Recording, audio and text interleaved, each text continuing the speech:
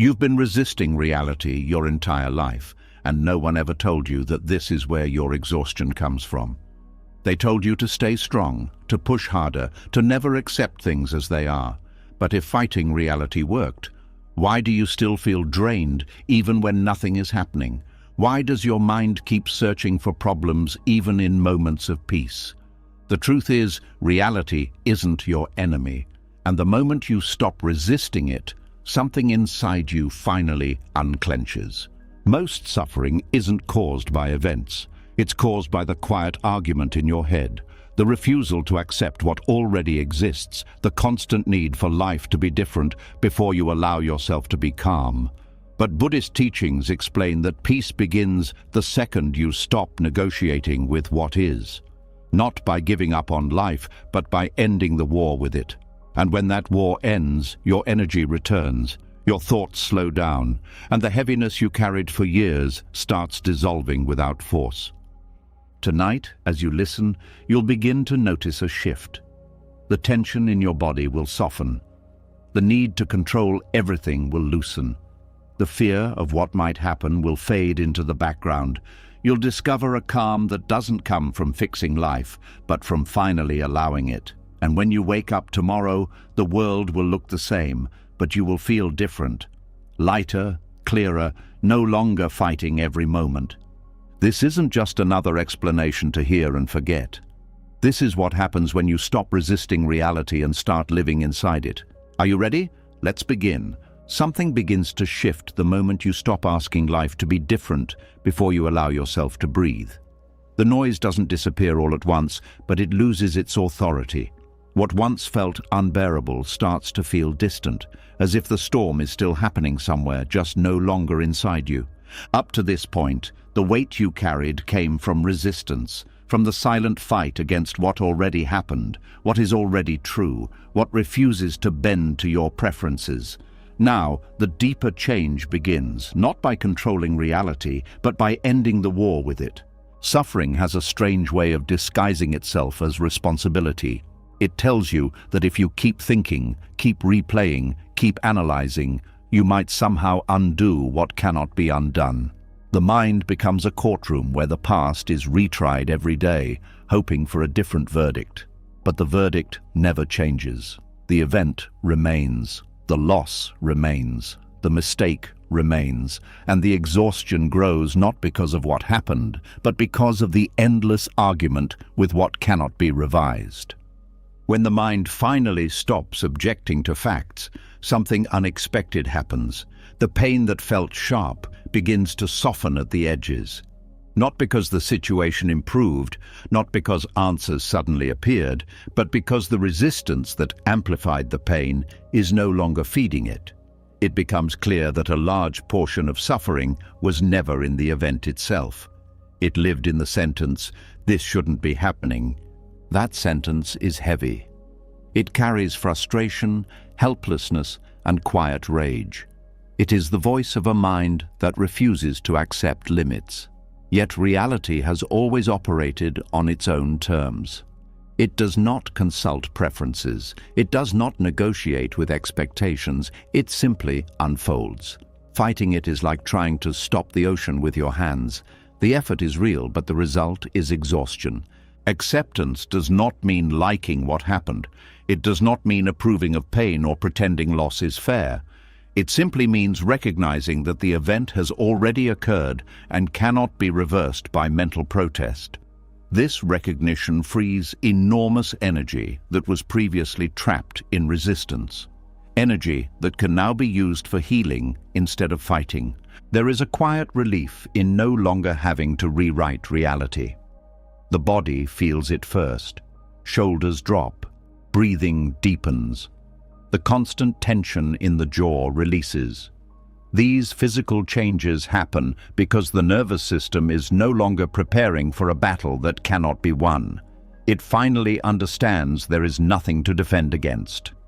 Many people fear that without resistance, they will become passive or weak. The opposite happens. When you stop wasting strength on denial, you have more strength available for meaningful action. Clarity replaces confusion. You begin to see what can actually be changed and what must simply be carried with grace. The war with what is often begins in childhood, when the mind learns that discomfort should be avoided at all costs.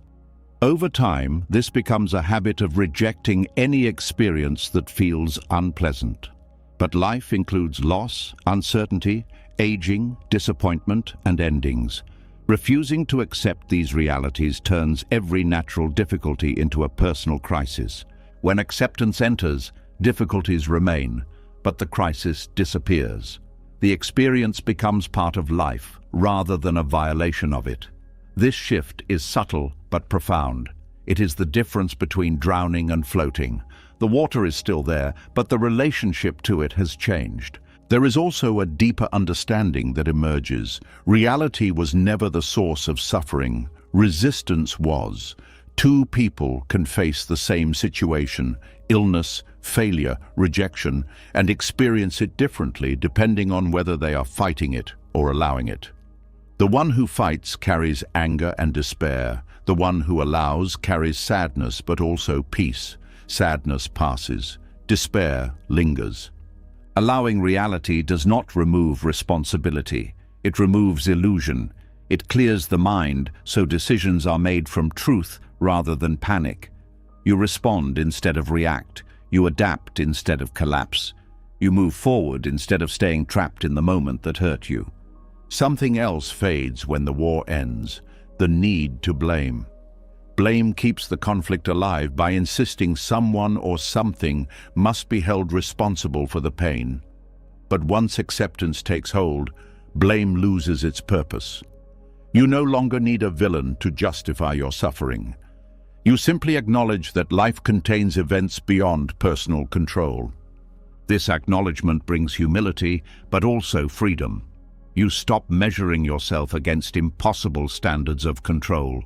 You stop believing that every outcome reflects your worth. Some things happen because conditions align in ways no individual could manage. Seeing this clearly removes the burden of carrying the universe on your shoulders. Time also begins to feel different. When resistance is active, time moves slowly because the mind is stuck replaying the same objections. When acceptance appears, time opens. Moments pass without dragging. The present becomes livable again because it is no longer compared to a past that cannot return. Relationships improve as well. Resistance often spills onto others in the form of irritability, withdrawal, or silent resentment. When inner conflict softens, patience returns. You listen more. You speak more gently. You stop expecting others to compensate for the peace you are withholding from yourself. There is a quiet dignity in accepting reality. It does not seek attention. It does not announce itself. It simply shows in the way a person moves through life without constant agitation. They still feel pain, but they are not defined by it. They still encounter difficulty, but they are not shattered by it. Eventually, acceptance becomes natural. The mind learns that arguing with facts only prolongs suffering. It begins to release resistance more quickly. Situations that once caused days of turmoil pass through in hours. Emotional recovery shortens because the energy of denial is no longer involved. The end of the war with what is also reveals a deeper peace that was always present beneath the noise. This peace does not depend on circumstances.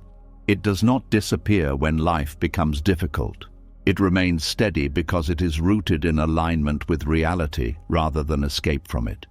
You start to trust yourself more, not because you believe you can control everything, but because you know you can face whatever comes without collapsing into resistance. This trust becomes a quiet form of confidence. It does not need to prove itself, it simply exists. There is also gratitude that emerges unexpectedly, not gratitude for the pain itself, but for the clarity that followed. You see how much energy was lost fighting battles that never needed to be fought. You see how much of life was missed while trying to force it into a different shape. From this perspective, even ordinary moments feel meaningful. A quiet morning, a simple conversation, the feeling of sunlight on your skin, these become enough. Not because life became extraordinary, but because the mind stopped rejecting what was already here. Peace, then, is not something added to life. It is what remains when resistance is removed. It was always present, waiting behind the arguments, behind the expectations, behind the refusal to accept change. And once you experience this peace, you understand something that cannot be explained but only felt. Reality was never your enemy. It was the ground beneath your feet the entire time.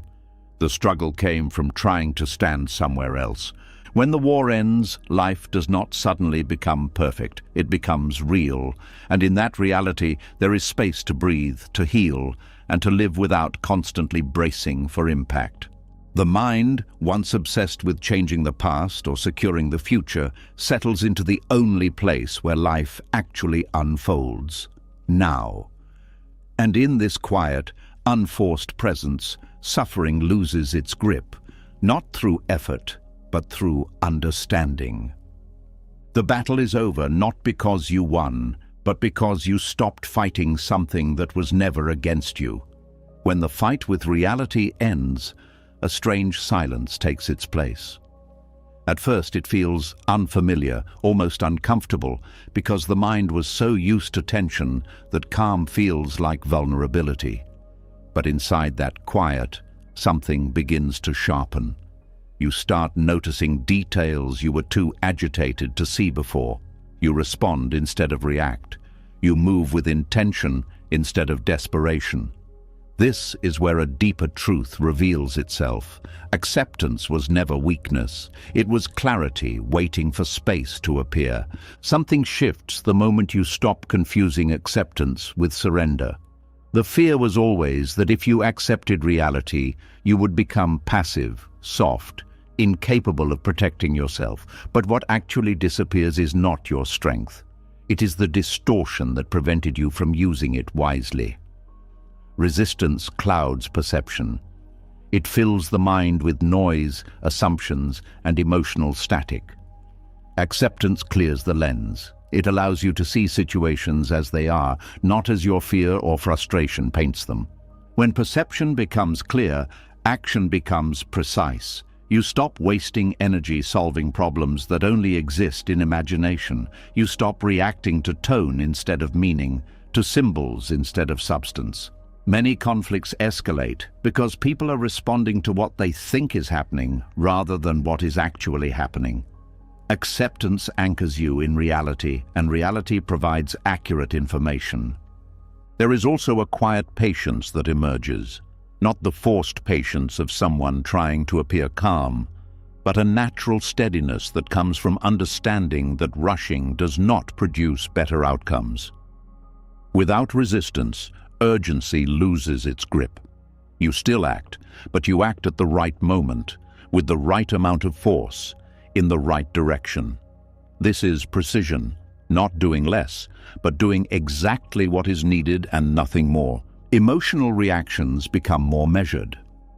Instead of immediate anger, there is a pause where understanding can enter. Instead of panic, there is observation. This pause is powerful because it prevents mistakes made in emotional blindness. Many regrets come from actions taken while the mind was overwhelmed.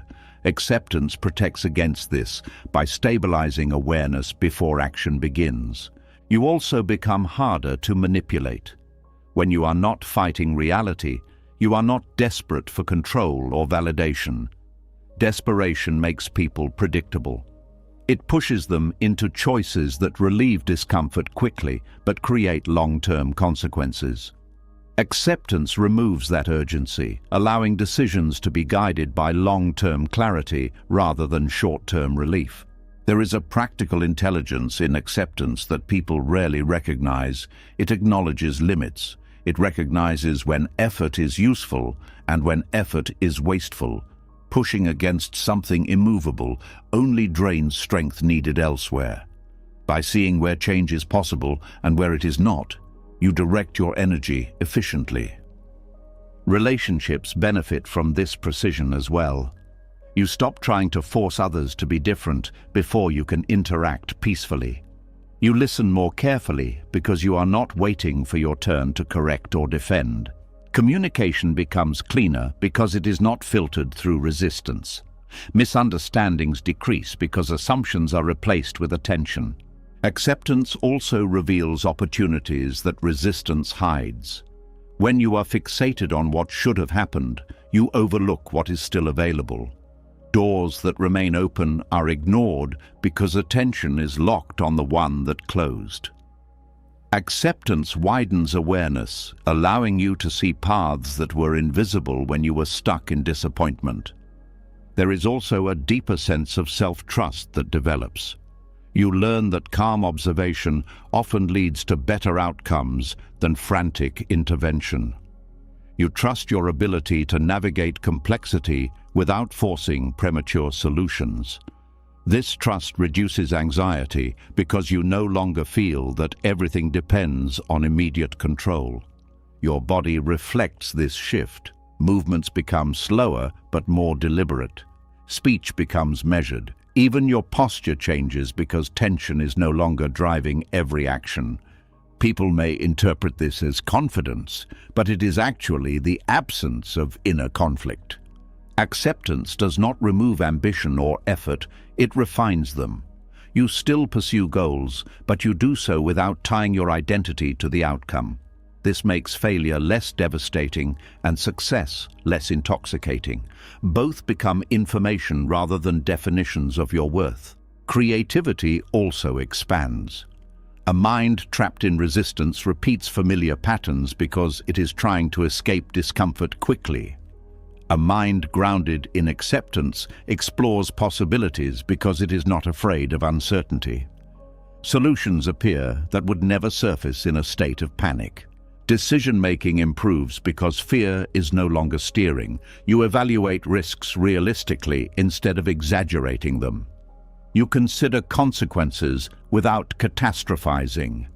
Choices become aligned with values rather than reactions to pressure. There is a quiet courage in acting from acceptance. It is not loud or dramatic. It does not need recognition. It simply moves forward without hesitation because it is not burdened by internal conflict. This courage is sustainable because it is not fueled by anger or pride, which eventually burn out. Over time, you notice that problems resolve more smoothly when approached from acceptance. Not because life becomes easier, but because your approach becomes effective. You stop creating secondary problems through impulsive reactions. One difficulty remains one difficulty instead of multiplying into many. You also become more present during action. Resistance often splits attention between what is happening and what you wish were happening. Acceptance unifies attention. All awareness is directed toward the task at hand. This increases performance in everything from conversations to complex work. There is a sense of alignment that replaces inner friction. Thoughts, emotions, and actions move in the same direction instead of pulling against each other. This alignment conserves energy and reduces exhaustion. You feel less drained at the end of the day because you are not fighting yourself while interacting with the world. Mistakes are handled differently too. Instead of spiraling into self-criticism, you assess what happened, adjust, and continue. Learning becomes faster because energy is not wasted on shame. Improvement becomes steady rather than erratic. Acceptance also sharpens moral clarity. When emotions are not distorting perception, you see the impact of your actions more clearly. You recognize when firmness is needed and when compassion is appropriate.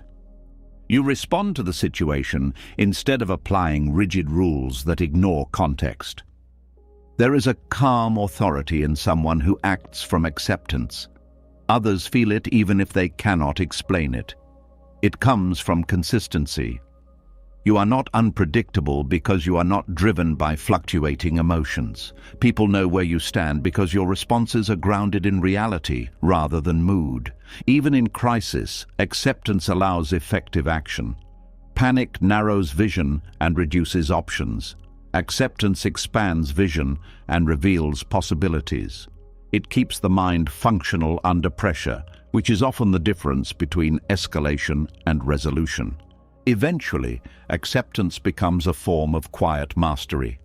You navigate life with minimal resistance, minimal wasted motion, minimal unnecessary conflict. Your actions are guided by what is true rather than what is preferred. This alignment creates a life that feels steady even when circumstances change. And perhaps the most surprising discovery is that acceptance does not make life smaller. It makes it more precise, more intentional, more alive. You experience events directly instead of through layers of expectation and fear. Each moment becomes clearer because nothing is being mentally edited. What once felt like giving up reveals itself as gaining clarity. What once seemed like weakness reveals itself as disciplined awareness. Acceptance does not remove your ability to act. It removes the confusion that prevented you from acting wisely. The quiet that replaced the war with reality now becomes a source of intelligence. It guides you toward actions that are proportionate, timely, and effective. You no longer swing blindly at problems. You address them with accuracy. And in that accuracy, you find a new kind of strength, one that does not depend on resistance, one that does not exhaust itself, one that works with reality instead of against it. As acceptance sharpened your perception, it also exposed something deeper that had been hiding beneath the surface. The quiet belief that control is the only thing keeping you safe. You started acting with clarity, but you also began to notice how much of your tension came from trying to manage everything, predict everything, secure every outcome before it even arrived. The precision you gained revealed the weight you had been carrying for years without questioning it. A subtle fear begins to loosen when you realize how much of your life was organized around preventing uncertainty. Plans stacked on plans, backup plans for the backup plans, constant checking, constant adjusting, constant scanning for what could go wrong. It felt responsible, it felt mature, it even felt necessary. But underneath it was a silent anxiety whispering that if you stopped controlling things, everything would collapse. Something unsettling but freeing appears when control starts slipping from your grip and the disaster you expected does not happen. Life continues moving. People adapt. Situations resolve themselves in ways you could not have designed. The mind struggles at first because it built its identity around being the one who manages everything. Without that role, there is a sense of exposure, like standing without armor in a world that suddenly feels unpredictable. Control promises safety, but it delivers tension. It keeps the body in a state of alertness, as if danger is always one step away. The nervous system never fully rests because it believes vigilance is survival. When you loosen control, the body finally experiences moments of genuine ease, not because problems disappeared, but because the constant scanning stopped. You begin to notice how many of your decisions were driven by the need to avoid discomfort rather than the desire to live fully. Choices were filtered through fear of loss, fear of embarrassment, fear of uncertainty. Letting go of control removes that filter. Decisions become aligned with what matters instead of what feels safest in the moment. There is a different kind of security that emerges, one that does not depend on controlling circumstances. It comes from adaptability, from knowing that whatever happens, you can respond without breaking. This security is stable because it is internal. It does not fluctuate with external conditions. The illusion of control also distorts relationships. Trying to manage how others think, feel, or behave creates friction that slowly erodes connection. When control loosens, people feel less pressure, less resistance, more space to be themselves. Paradoxically, this often leads to deeper trust, because the relationship is no longer a negotiation for safety. You start to see how control was often an attempt to eliminate vulnerability. If everything is predictable, nothing can surprise you. If nothing can surprise you, nothing can hurt you. But life's richness comes from unpredictability, from moments that were never planned, from conversations that shift direction, from opportunities that appear without warning. Letting go does not mean becoming careless. It means recognizing the boundary between influence and dominance. You can prepare without obsessing. You can plan without attaching your peace to the plan's success. You can act responsibly without believing you are responsible for everything. There is relief in admitting that some outcomes were never yours to manage. Weather changes, markets shift, people evolve, bodies age, time moves forward regardless of personal preference. Fighting these realities drains energy that could be used for meaningful living. Accepting them redirects energy toward what is actually within reach. You also begin to see that control anxiety often disguises itself as perfectionism. The need for everything to be just right before you relax. The belief that one mistake could unravel everything. Letting go reveals that imperfection is not a threat. It is the normal state of existence. Unexpected resilience surfaces when you stop trying to prevent every possible difficulty. Challenges still arrive, but they no longer feel catastrophic. You meet them with curiosity instead of panic. You learn that discomfort is survivable, that uncertainty is navigable, that not knowing is not the same as being lost. There is also a shift in how you experience time. Control keeps you trapped in the future, constantly preparing for what might happen. Letting go returns you to the present, where life is actually unfolding. You notice details you missed before, the tone of a voice, the warmth of sunlight, the quiet between sounds. The mind becomes quieter because it no longer needs to simulate every possible scenario. This quiet is not emptiness, it is spaciousness, a state where thoughts appear and disappear without demanding immediate action. Decisions arise from clarity rather than urgency. Trust replaces tension, not blind trust in outcomes, but trust in your ability to face whatever comes. This trust is earned through experience. Each time you release control and discover that you can handle what follows, confidence deepens. It becomes clear that security was never about preventing change, but about remaining steady within it. Fear loses some of its authority because it can no longer use uncertainty as a weapon. You realize that uncertainty was always present, even when you thought you were in control. Plans gave the illusion of stability, but reality was always fluid beneath them. There is also a newfound respect for the intelligence of life itself. Situations often resolve through a complex web of factors no individual could coordinate. Letting go allows these processes to unfold without interference. You participate rather than dominate. Your priorities shift. Instead of investing all your energy into controlling outcomes, you invest in developing qualities that remain valuable regardless of outcome. Patience, awareness, compassion, resilience. These qualities form a stable foundation that external changes cannot easily shake. The need to constantly prove competence fades. You no longer equate worth with the ability to manage everything. You allow yourself to be human, to not know, to learn as you go. This humility opens space for growth because you are no longer pretending to have complete control. Even success feels different.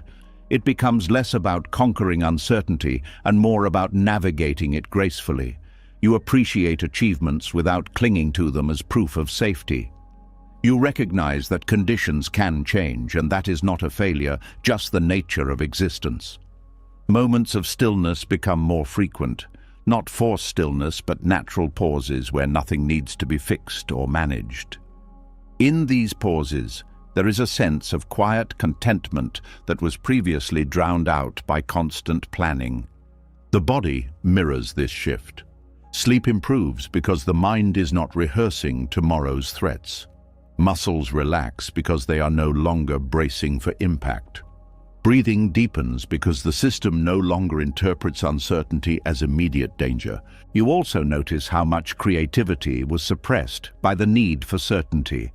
Innovation requires openness to the unknown.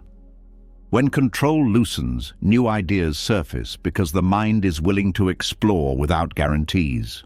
Freedom emerges in subtle ways. You take risks that align with your values instead of avoiding them out of fear. You allow experiences to unfold without scripting every detail. You engage with life as a participant rather than a manager. There is gratitude for unpredictability, not because it is always pleasant, but because it keeps life dynamic. It prevents stagnation. It invites growth. It reminds you that existence is not a machine to be operated, but a process to be lived. The deeper security that replaces control anxiety is quiet and steady. It does not announce itself. It does not depend on circumstances aligning perfectly. It simply exists as a calm confidence that whatever happens, you will remain present, responsive, and grounded. And in that grounded presence, you discover that safety was never found in controlling the world. It was found in no longer needing to. As the grip of control loosened, something else quietly revealed itself, the realization that not all pain was coming from life itself. Some of it was being produced inside, repeated, amplified, stretched across days, months, even years. You began to notice how one difficult moment could echo endlessly, not because it was still happening, but because the mind kept reopening it. Letting go of control created space to see this pattern clearly, and in that clarity, another shift became possible. There comes a point when you realize the pain you feel now is not always from the original wound, but from the constant touching of it. Like pressing on a bruise to check if it still hurts, the mind returns to the same memory, the same thought, the same question, reopening what could have been allowed to heal. The discomfort was real, but the repetition made it permanent. Something softens when you stop feeding the echo. The event remains in the past, where it belongs, instead of being dragged into the present again and again. You start to feel the difference between pain that arrives naturally and pain that is recreated by memory and resistance. One fades with time, the other grows stronger because it is rehearsed. Resistance has a multiplying effect. It turns a single experience into a narrative about your life, your identity, your future. A loss becomes proof that nothing lasts. A mistake becomes proof that you are inadequate. A rejection becomes proof that you are unworthy. The mind builds layers around the original event until the layers weigh more than the event itself. When resistance drops, those layers begin to fall away. You see that the story was heavier than the fact. Without the story, the experience becomes simpler. It hurts, but it no longer defines everything. It becomes one chapter instead of the entire book. There is relief in allowing pain to exist without trying to erase it. Fighting discomfort often prolongs it because the fight keeps attention locked on the sensation. Allowing it to be present without commentary lets it move through naturally. Emotions are designed to flow, not to be trapped under constant analysis. You also notice how resistance adds urgency. The feeling that something must be fixed immediately, that discomfort is unacceptable, that peace can only return when the situation changes. This urgency intensifies suffering because it creates pressure on top of pain. When urgency dissolves, patience appears. The body understands that it is allowed to process at its own pace. Memories lose their sharpness when they are no longer treated as threats. The nervous system stops reacting as if the past is happening again. What once triggered panic becomes a quiet recollection. The emotional charge fades because the mind is no longer interpreting it as danger. There is a deeper understanding that pain itself is not the enemy. It is information. It signals loss, change, vulnerability, love, attachment, all parts of being human. Resistance transforms this information into punishment. Acceptance transforms it into experience. You start to see how much of long-term suffering comes from the question that never finds an answer. Why did this happen? Why did they do that? Why didn't things turn out differently? These questions keep the mind circling without resolution. When you stop demanding answers, the mind rests. Not because it understands everything, but because it no longer needs to. Physical sensations change too. Emotional pain often manifests as tightness in the chest, heaviness in the stomach, tension in the muscles. When resistance fades, these sensations loosen. The body releases what it was holding in preparation for a threat that no longer exists. Compassion for yourself begins to replace criticism. Instead of judging yourself for still hurting, you recognize that healing has its own rhythm. This compassion prevents secondary suffering, the pain of feeling pain. You allow yourself to be human without treating it as failure. Time regains its healing function. Resistance freezes you in the moment of impact, preventing movement forward. Acceptance allows time to do what it naturally does: create distance. With distance comes perspective. With perspective comes understanding. You also become less afraid of future pain. When you see that discomfort can pass without destroying you, fear loses some of its authority. You trust your ability to recover, to adapt, to continue living even after difficult experiences. Relationships improve because you stop projecting unresolved pain onto others. Instead of reacting to them as if they were responsible for past wounds, you respond to who they are in the present. This reduces unnecessary conflict and deepens connection. There is also freedom from the need to numb yourself. Many people distract, overwork, overconsume, or withdraw to escape discomfort. When resistance ends, these escapes become less necessary because the pain is no longer overwhelming. You can sit with it without being consumed by it. Creativity returns because mental space opens. The energy once used to maintain suffering becomes available for building something new. You start thinking about possibilities instead of replaying what cannot be changed. Grief transforms as well. Instead of being a permanent shadow, it becomes a quiet presence that visits but does not dominate. You remember without collapsing. You feel without being swallowed.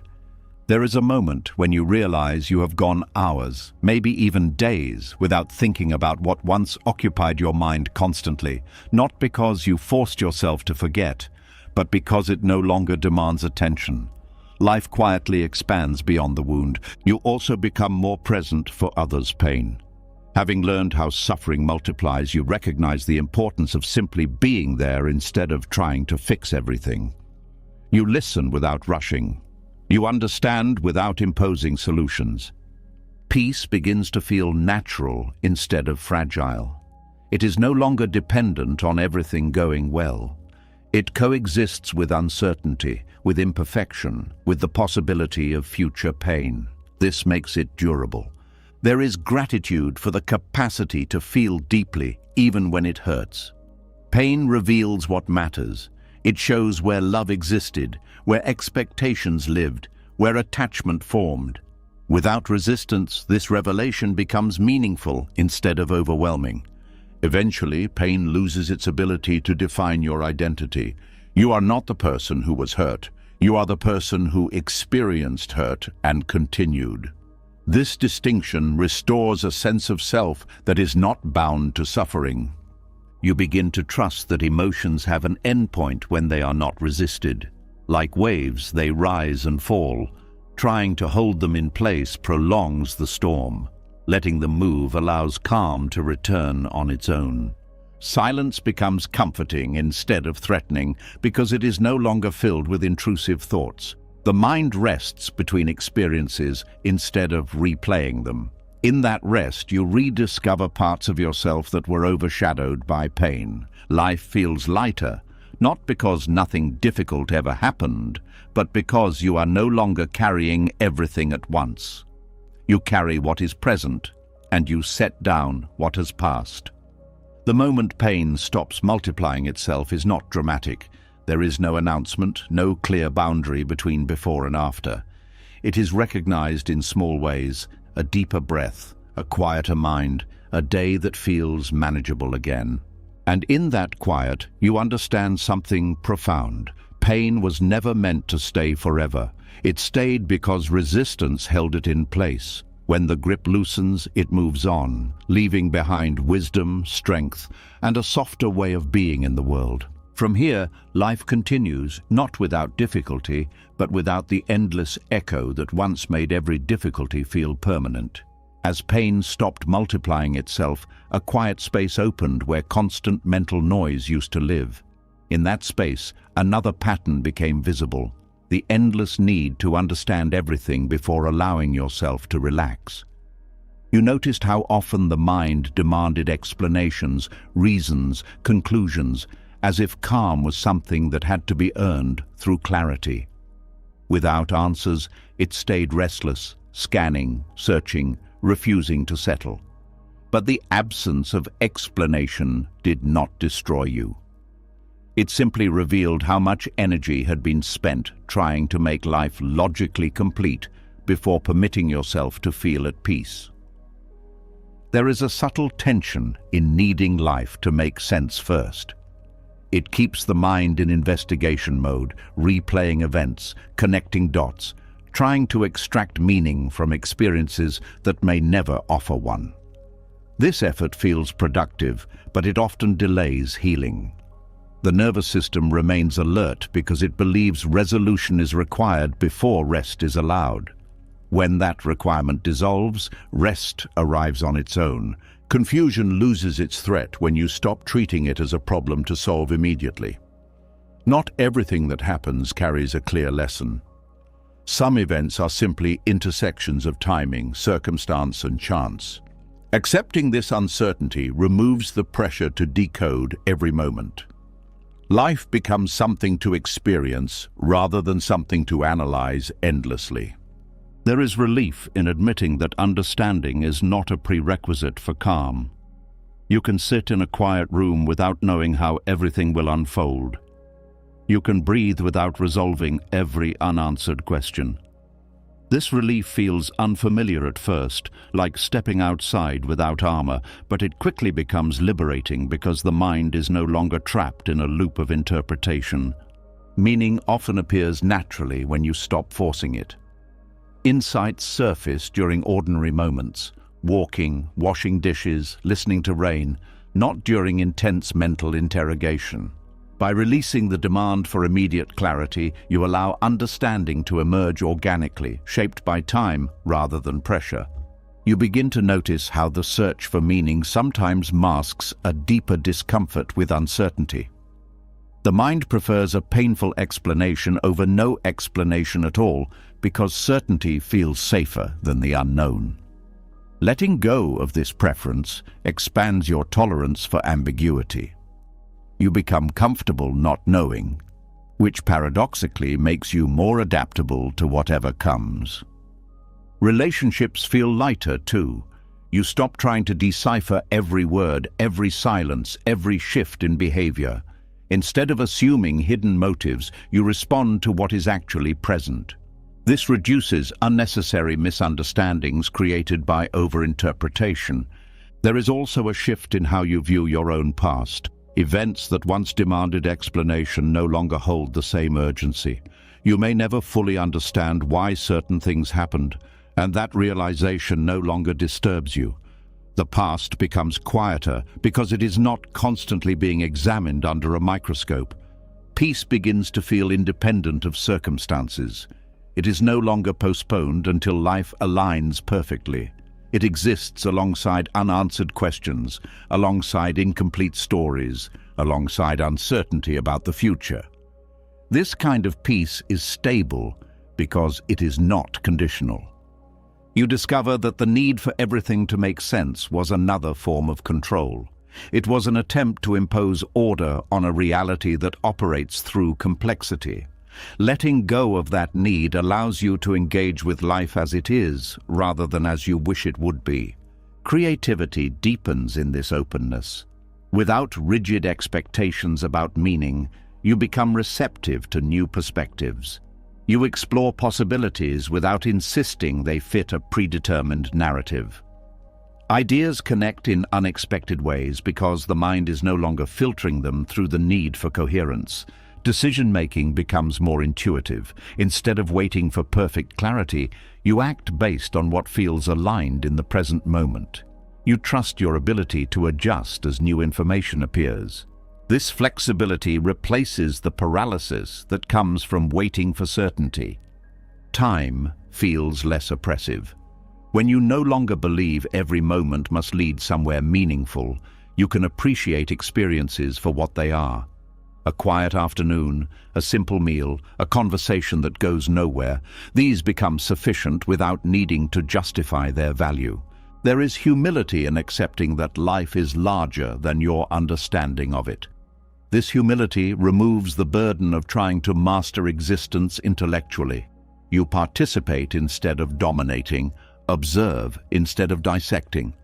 You also become less judgmental toward others. Recognizing that not everything has a clear reason makes you more compassionate toward behaviors you once tried to categorize quickly. You allow complexity in people because you have allowed it in life itself. Anxiety decreases because the future is no longer treated as a puzzle that must be solved in advance. You prepare where you can and release what you cannot foresee. This balance creates a steady confidence that is not shaken by unpredictability. Gratitude emerges in unexpected ways. Without the pressure to extract meaning, you begin to appreciate experiences simply because they occurred. Moments are valued for their presence rather than their purpose. You start to trust silence. Silence without answers, silence without conclusions, silence that simply exists without explanation. This silence becomes restorative because it is free from mental effort. There is also a shift in identity. You stop defining yourself by the narratives you constructed to make sense of your life. You are not limited to the story you told to understand your experiences. You are free to evolve beyond it. Peace reveals itself as something simple, almost ordinary. It was hidden behind the belief that calm required resolution. When that belief dissolves, calm becomes accessible at any moment. You realize that life continues whether or not you understand it. Seasons change, people grow, opportunities appear, endings occur.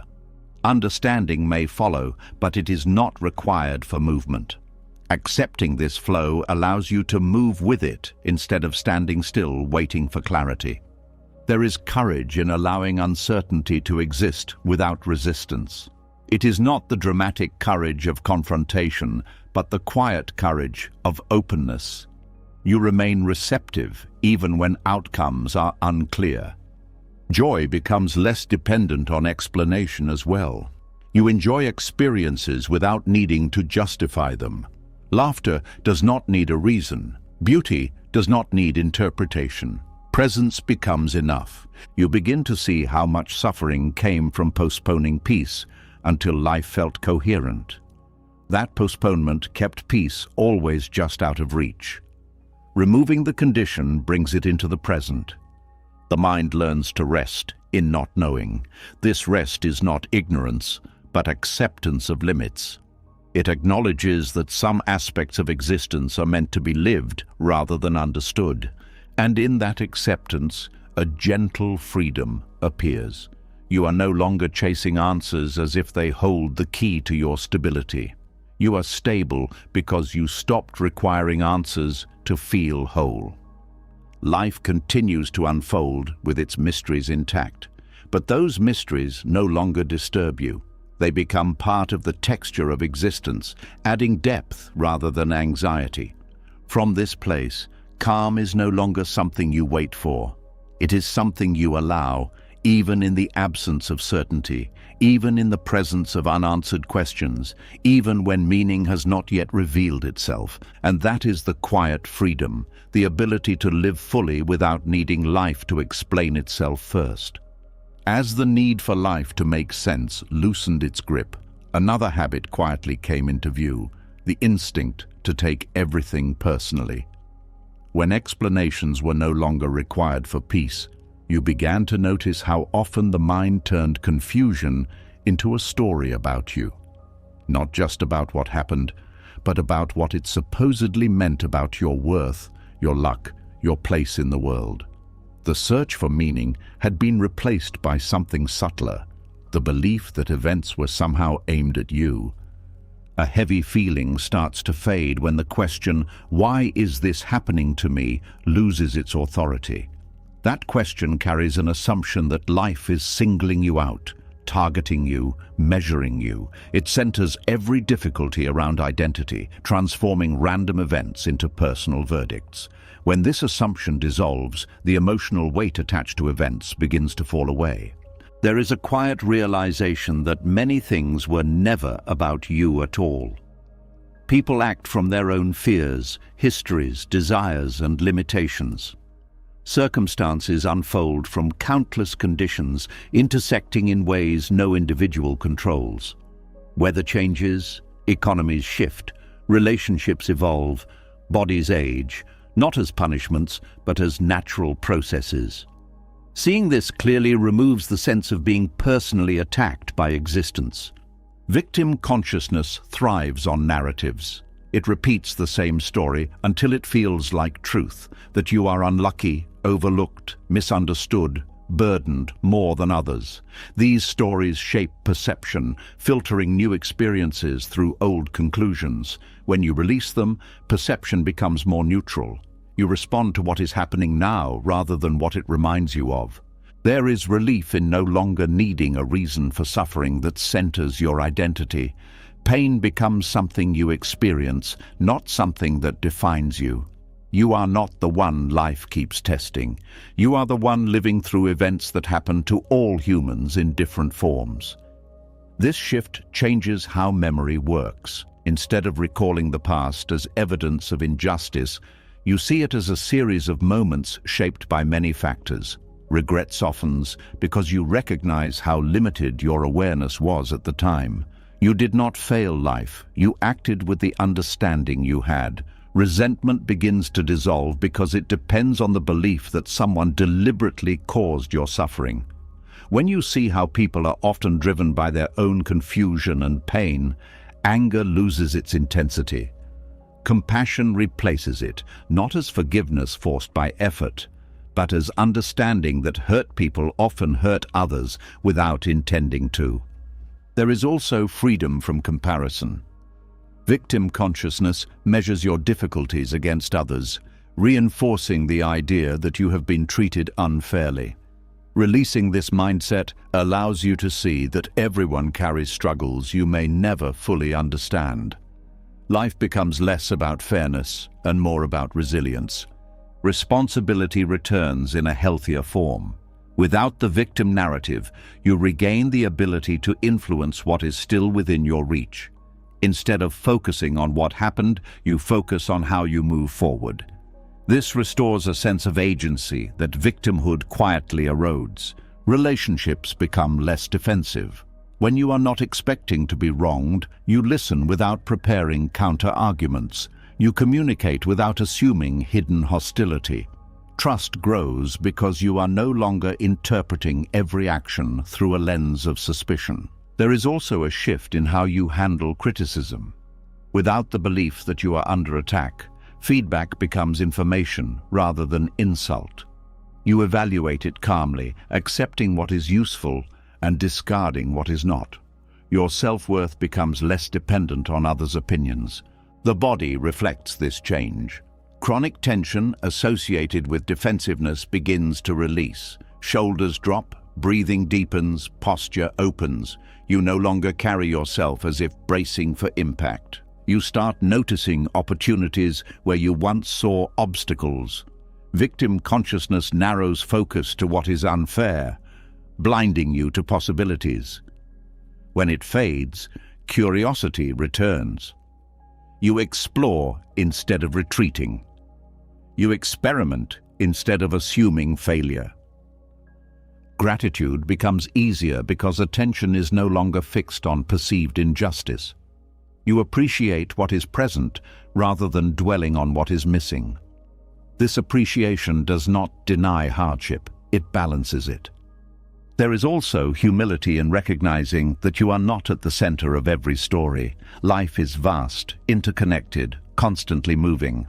You are part of it, not its focal point. This perspective removes the pressure to interpret every event as a reflection of your significance. You become more patient with others' behavior. Instead of assuming malice, you consider context. Someone's harsh words may come from stress, fear, or misunderstanding, rather than a desire to harm you. This understanding prevents unnecessary conflict. Inner dialogue changes too.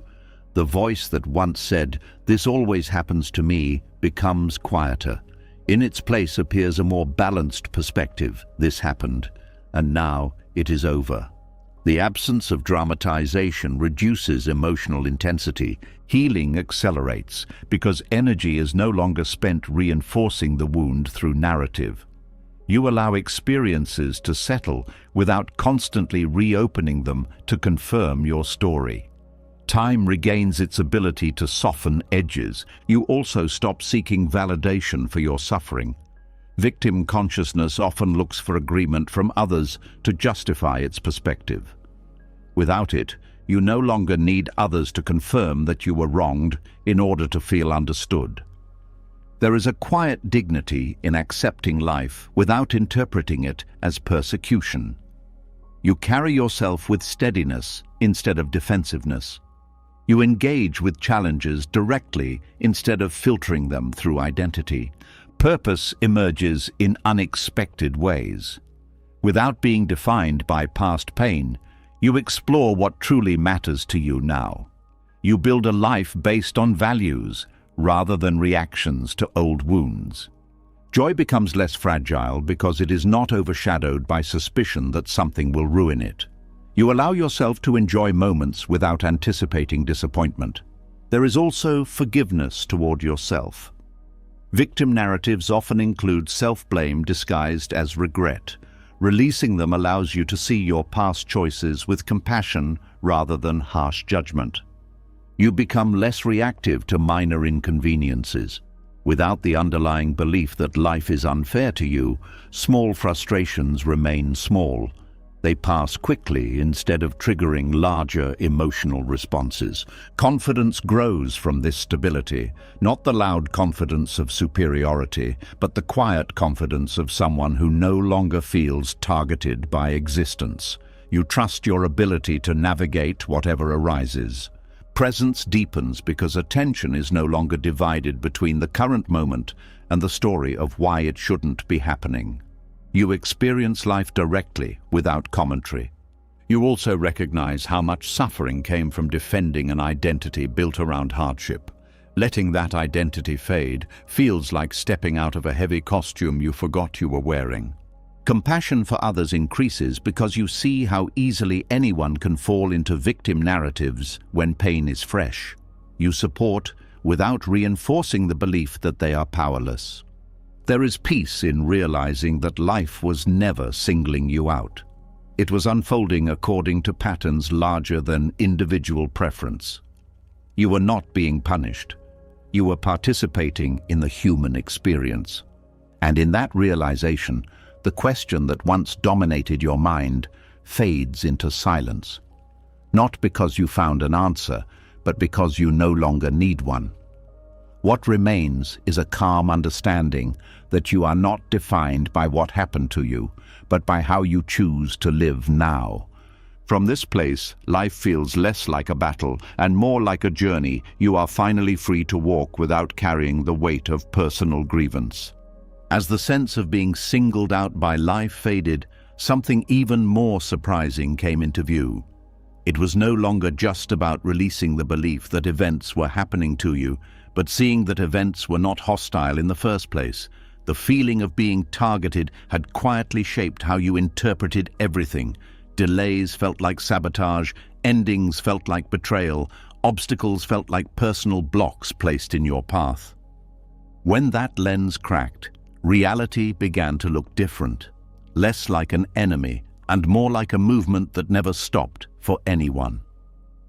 A strange calm appears when you realize life is not pushing against you. It is simply unfolding.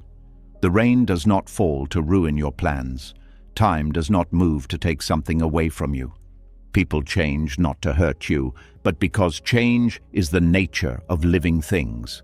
When this becomes clear, tension dissolves because there is no longer an invisible opponent to defend yourself against. You start noticing how much energy was spent bracing for attacks that never truly existed. The body carried a constant readiness, as if the next disappointment would confirm that the world was against you. Without that expectation, the nervous system relaxes. You move through situations without anticipating harm in every turn. There is also a shift in how you interpret obstacles. Instead of seeing them as barriers placed deliberately in your way, you see them as part of the terrain. Just as a river flows around rocks without questioning why they are there, you begin to navigate challenges without assigning intention to them. This removes frustration, because frustration often comes from believing something should not exist. Patience deepens because processes take time, regardless of personal preference. Growth, healing, learning, rebuilding, all unfold gradually. When you stop expecting instant results, you stop interpreting slow progress as failure. You allow things to develop at their natural pace. Your relationship with uncertainty changes too. Instead of treating it as a threat, you see it as an open field where possibilities exist. The unknown becomes space rather than danger. This perspective reduces anxiety because it removes the assumption that unpredictability is inherently negative. You begin to observe patterns rather than isolated incidents. Situations that once felt random reveal connections to broader cycles. Seasons of effort, seasons of rest, phases of expansion and contraction. Recognizing these patterns provides reassurance that difficulties are not permanent states, but temporary conditions within a larger movement. There is freedom in realizing you do not need to control the flow to benefit from it. You position yourself wisely instead of trying to redirect the current. Opportunities appear more clearly because you are watching rather than fighting. Relationships feel less combative as well. You stop viewing disagreements as attacks and start seeing them as differences in perspective shaped by unique experiences. This reduces defensiveness and opens the door to understanding. You also become less reactive to setbacks. When plans change, you adjust instead of collapsing. Adaptability replaces rigidity because you accept that movement is constant. Stability is found in flexibility, not resistance. Grief transforms in this understanding. Loss is no longer interpreted as something taken away unjustly, but as part of the natural cycle of beginnings and endings. This perspective does not remove sadness, but it removes bitterness. You mourn without feeling robbed. Your sense of identity becomes less fixed. If reality is always moving, then you are not required to remain the same either. You allow yourself to evolve without clinging to past versions of who you were. This openness makes change less frightening. There is also a growing appreciation for timing. Some things arrive late because conditions were not ready before. Some things leave early because their role has been completed. Trusting timing reduces the urge to force outcomes prematurely. You begin to notice beauty in motion itself, the way conversations shift, how opportunities emerge unexpectedly, how paths cross and separate. Life feels dynamic rather than static, alive rather than rigid. Control becomes less appealing because you see how limited it is compared to the intelligence of natural processes. You cooperate with circumstances instead of imposing yourself on them. This cooperation produces smoother results than constant struggle. Even your goals feel different. You pursue them with dedication, but without hostility toward anything that delays them. Setbacks become feedback rather than opposition. You adjust your approach instead of questioning your worth. There is humility in recognizing that you are part of something vast. This humility softens ego-driven reactions. You stop interpreting every inconvenience as a personal injustice because you understand the scale of forces at play. Attention shifts from resistance to observation. You watch how events unfold, learning from them instead of arguing with them. This observational mindset increases wisdom because it prioritizes understanding over control. Peace becomes less fragile because it is not dependent on circumstances staying favorable. It exists within movement, within change, within unpredictability. You carry it with you rather than waiting for the world to provide it. You also become more compassionate toward yourself. Recognizing that life moves beyond personal intention reduces harsh self-judgment. You forgive mistakes because you see how limited your perspective was at the time. Curiosity replaces fear. Instead of asking why something happened to you, you become interested in how it is unfolding and what it might lead to. This curiosity keeps you engaged with life instead of withdrawing from it. There is gratitude for experiences that once felt inconvenient. Detours introduce new people, new skills, new perspectives. What seemed like obstacles often become turning points in hindsight. You start to trust the process of living itself, not because you believe everything will turn out perfectly, but because you see that movement continues even through difficulty. Life carries you forward whether you resist or cooperate. This trust allows deeper rest.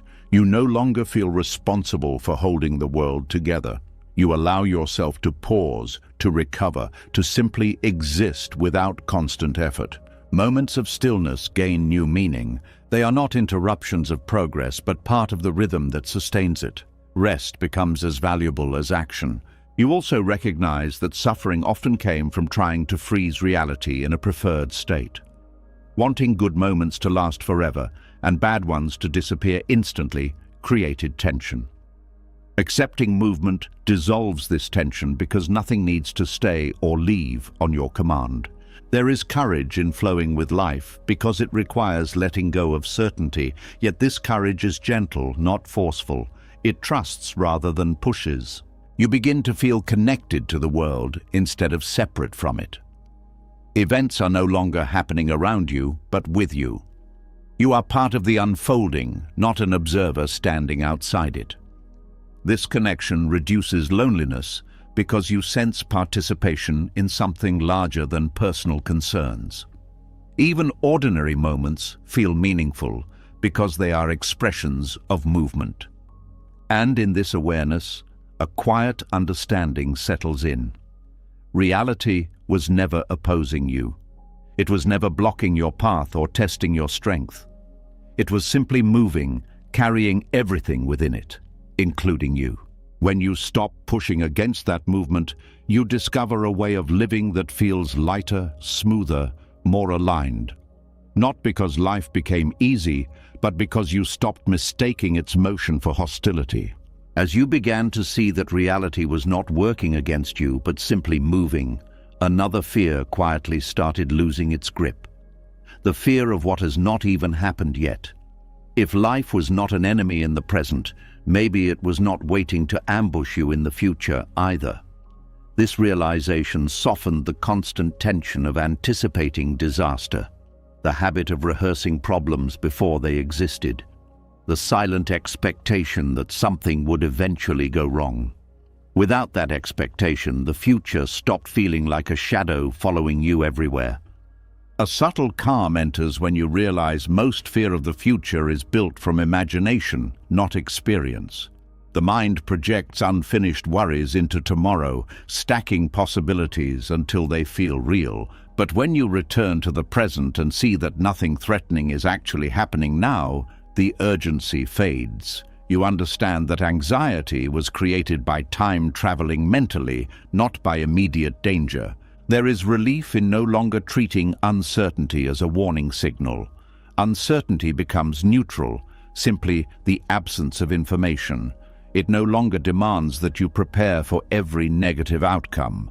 You allow tomorrow to remain unknown without filling it with worst-case scenarios. The body responds to this shift quickly. Muscles unclench, breathing slows, sleep becomes deeper because the mind is not rehearsing emergencies through the night. The nervous system finally receives the message that vigilance is no longer required at all hours. You begin to notice how anticipatory anxiety kept you from fully experiencing good moments. Even during happiness, a part of your mind was bracing for its end. Without that tension, joy feels more complete because it is not overshadowed by fear of loss. Decision-making becomes easier because you are no longer paralyzed by imagining every possible consequence. You act based on present information rather than hypothetical disasters. This makes action more fluid and less exhausting. There is also a new patience with outcomes. You trust that whatever unfolds will be handled when it arrives, not before. This trust reduces the impulse to rush, to force results prematurely just to escape uncertainty. Relationships benefit as well. You stop assuming people will eventually disappoint you. You engage with them as they are now, instead of preparing for future hurt. This openness allows deeper connection because you are not holding back defensively. Work and creativity improve because mental energy is no longer consumed by fear of failure. You focus on the task itself rather than the imagined consequences of doing it wrong. This presence increases both quality and enjoyment. You start recognizing how often anxiety was tied to the illusion of control. Wanting guarantees before taking steps, wanting assurance that everything would work out before committing. Letting go of that need frees you to move forward without waiting for certainty that may never come. There is also acceptance that discomfort is part of growth. Fear of the future often comes from fear of feeling unprepared or exposed. When you accept that these feelings are survivable, they lose their ability to intimidate you. Gratitude for the present deepens because it is no longer overshadowed by future worries. Ordinary moments feel sufficient without being compared to what might go wrong later. You become less reactive to news, predictions, and speculation. Instead of absorbing every alarming possibility, you maintain perspective, recognizing that not everything you hear will affect your life directly. Your sense of time changes. Instead of living ahead of yourself, you live with yourself. Days feel fuller because attention is not divided between now and imagined tomorrows. Hope becomes more realistic. It is no longer tied to specific outcomes, but to the belief that you can navigate whatever occurs. This hope is stable because it does not depend on circumstances aligning perfectly. There is courage in allowing the future to unfold without interference. It is a quiet courage, grounded in acceptance rather than bravado. You face uncertainty without needing to conquer it. Mistakes lose their power to haunt you before they even happen. You stop fearing errors so intensely because you know they can be corrected, learned from, integrated into your growth. You also become more adaptable. When plans change, you adjust instead of collapsing into frustration. Flexibility replaces rigidity because you are not clinging to a fixed vision of how things must go. Moments of stillness feel safe instead of threatening because they are no longer filled with anxious predictions. Silence becomes restorative rather than unsettling. Your identity shifts from someone trying to secure the future to someone capable of meeting it. This shift brings confidence that does not rely on external guarantees. There is also compassion for others who are still trapped in anticipatory fear. You recognize the exhaustion in their eyes, the tension in their voices, because you once carried it too. Your calm presence becomes reassuring to them. You begin to trust timing. Some things cannot be forced, only allowed. Opportunities, healing, understanding, All arrive when conditions are ready, not when anxiety demands them. There is freedom in not needing to know how everything will turn out.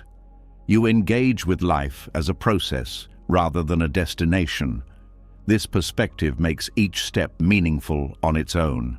Even setbacks lose their ability to dominate your thoughts beforehand. If they happen, you deal with them then. Until that moment, you allow yourself to live without borrowing trouble from the future. Energy returns because it is no longer invested in preventing hypothetical scenarios. You channel it into actions that enrich the present, learning, connecting, creating. You notice beauty more easily because attention is not preoccupied. Colors seem brighter, sounds clearer, experiences richer when the mind is not elsewhere. There is also a quiet faith that develops, not in a specific outcome, but in life's capacity to carry you through change. This faith is grounded in experience, in having faced uncertainty before and survived. Peace becomes durable because it is not tied to certainty. It coexists with the unknown, with unpredictability, with open possibilities. And eventually, the future loses its intimidating shape.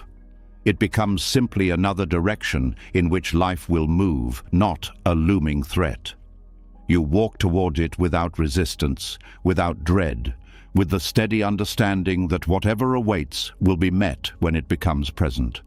In that understanding, anticipatory anxiety collapses, not through force, but through the realization that the future never had power over you.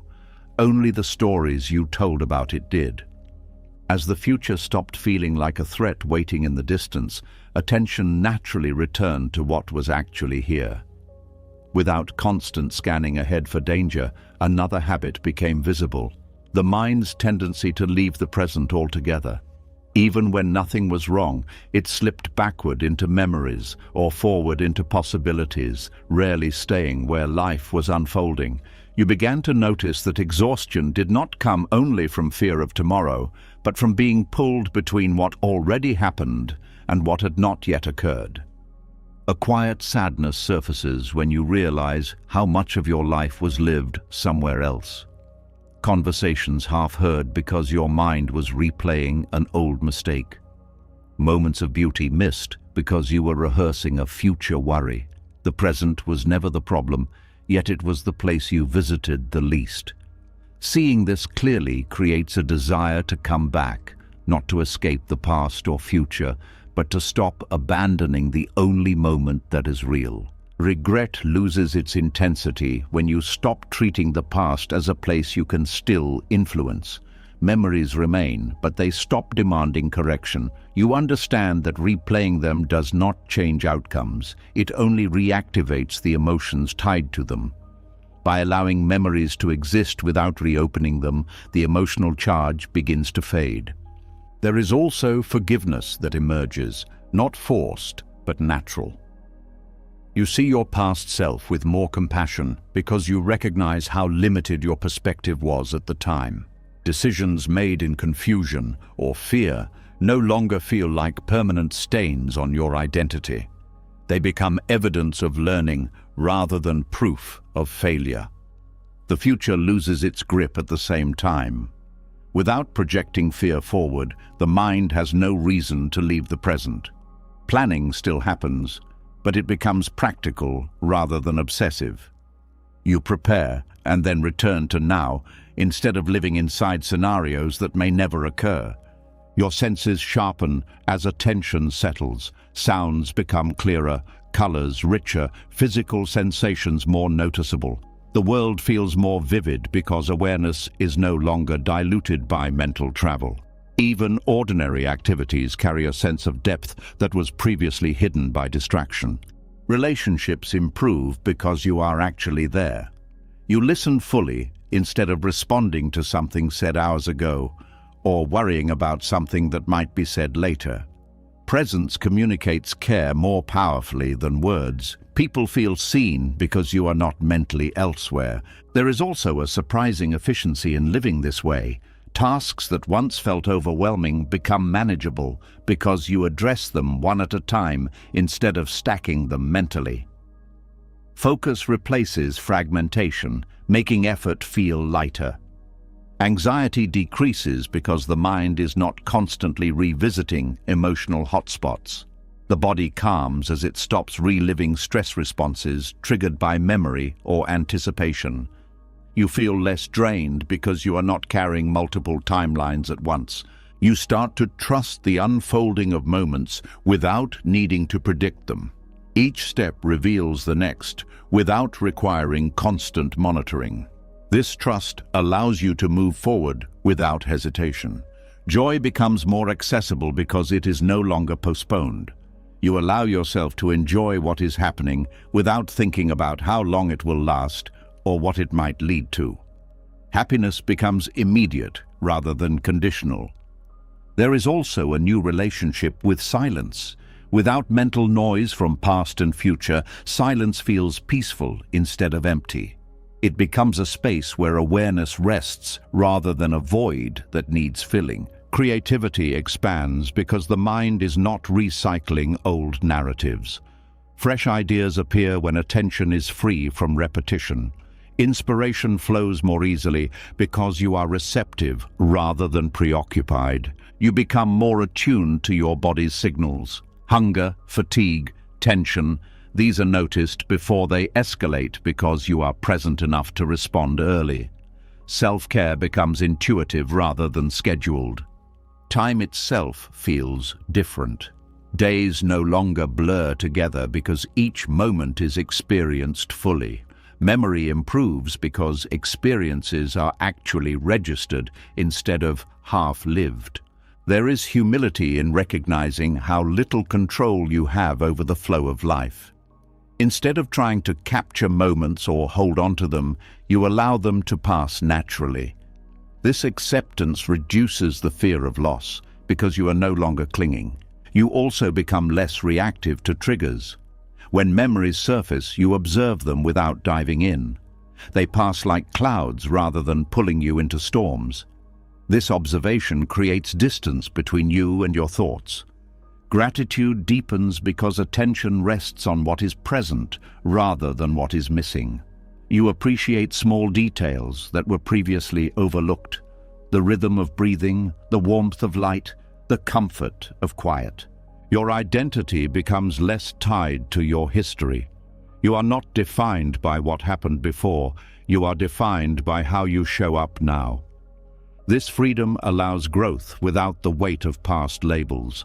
Fear of missing out fades because you are fully engaged in what you are doing. Comparison loses its appeal because you are not mentally measuring your life against others' timelines. There is also a sense of timelessness that occasionally appears, moments where awareness feels expansive and unhurried. In these moments, the pressure of schedules and deadlines loosens, replaced by a deeper rhythm. You become more patient because you are not rushing toward an imagined future. Waiting no longer feels like wasted time. It becomes another opportunity to be present. Even pain is experienced differently. Without resistance or mental escape, discomfort is felt directly and often passes more quickly. Suffering decreases because it is not prolonged by analysis. There is a quiet confidence in knowing you can return to the present at any time. No matter how far the mind wanders, awareness is always available as an anchor. You also recognize how rare true presence is in a distracted world. This recognition increases appreciation for moments when you share it with others. Simple interactions become meaningful because they are fully lived. Peace stabilizes because it is grounded in reality rather than memory or projection. It does not depend on circumstances aligning perfectly. It exists as long as attention remains here. Eventually, living in the present becomes less of an effort and more of a default. The mind still travels, but it returns more quickly. The pull of now becomes stronger than the pull of elsewhere. And in that return, you discover something simple yet profound. Life was never happening in the past or the future. It was always here, waiting patiently for your attention. As your attention returned to the present and stopped wandering through past regrets and future fears, something subtle began to reveal itself. Life was no longer a blur of reactions happening faster than you could understand them. You started noticing a small opening between what happened and what you did next. It had always been there, but the noise of emotional time travel kept you from seeing it. In that opening, a new kind of power appeared, quiet, steady, and deeply freeing. A gentle shift occurs the first time you recognize that you are not required to react immediately. For most of your life, reactions felt automatic, as if events pulled responses out of you without permission. Words triggered words, tone triggered tone, stress triggered urgency. But when awareness settles in the present, the chain breaks. You see the event clearly, and instead of being swept away, you pause. That pause is not hesitation or weakness. It is clarity gathering itself before movement. In that brief stillness, emotions rise and fall without dictating action. You feel anger without lashing out, fear without retreating, excitement without rushing blindly. The experience is new because it reveals that feelings are signals, not commands. There is relief in discovering that you do not have to be controlled by your first impulse. The first impulse often comes from habit, conditioning, or past wounds rather than wisdom. When you allow it to pass, deeper understanding surfaces. You respond from who you are now instead of who you were shaped to be. Communication changes immediately. Instead of reacting defensively, you listen fully. You consider meaning rather than tone alone. You choose words that reflect intention rather than emotion. Conversations become calmer because you are no longer escalating them unconsciously. You also become more trustworthy to yourself. Acting from awareness instead of impulse creates consistency. You stop surprising yourself with reactions you later regret. This consistency builds confidence because you know you can handle situations without losing control. There is a sense of dignity in responding rather than reacting. You carry yourself with steadiness even in difficult moments. Others notice this calm presence, often without understanding why it feels reassuring. Conflict loses its intensity because escalation requires immediate reaction from both sides. When one person pauses, the energy changes. Anger has nowhere to land. The situation begins to soften instead of spiral.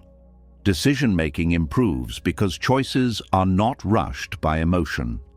You weigh consequences more carefully. You consider long-term impact rather than short-term relief. This leads to outcomes that align with your values rather than your fears. You start recognizing triggers before they take over. Certain topics, tones, or situations once caused instant reactions. Now you see them approaching like waves and prepare to stay grounded as they pass. This preparation reduces their power. There is also compassion for your past self who did not know this space existed. You understand why reactions felt unavoidable before awareness developed. This compassion replaces shame with understanding. Your nervous system benefits as well. Constant reactivity keeps the body in a state of stress. Pausing signals safety, allowing relaxation even in challenging environments. Over time, this reduces chronic tension. You become less predictable in the best way. People who relied on provoking reactions find their strategies ineffective. Without emotional hooks, manipulation loses its influence. Creativity increases because the pause allows new possibilities to emerge. Instead of repeating familiar patterns, you explore different responses. This flexibility brings freshness to everyday interactions. You also gain freedom from external control. When reactions are automatic, others can steer your behavior by pushing the right buttons. When you pause, control returns to you. You decide what deserves a response. Self-respect deepens because you act in ways that reflect your intentions rather than your impulses. You become someone you admire rather than someone you tolerate. Patience becomes natural rather than forced. Waiting no longer feels like deprivation. It feels like alignment with timing. You trust that not every moment requires immediate action. Even joy is experienced more fully. Without rushing to capture or prolong it, you savor it as it unfolds. The pause allows appreciation to deepen. You notice how much of life becomes simpler when reactions are not exaggerated. Small inconveniences remain small. Minor misunderstandings resolve quickly.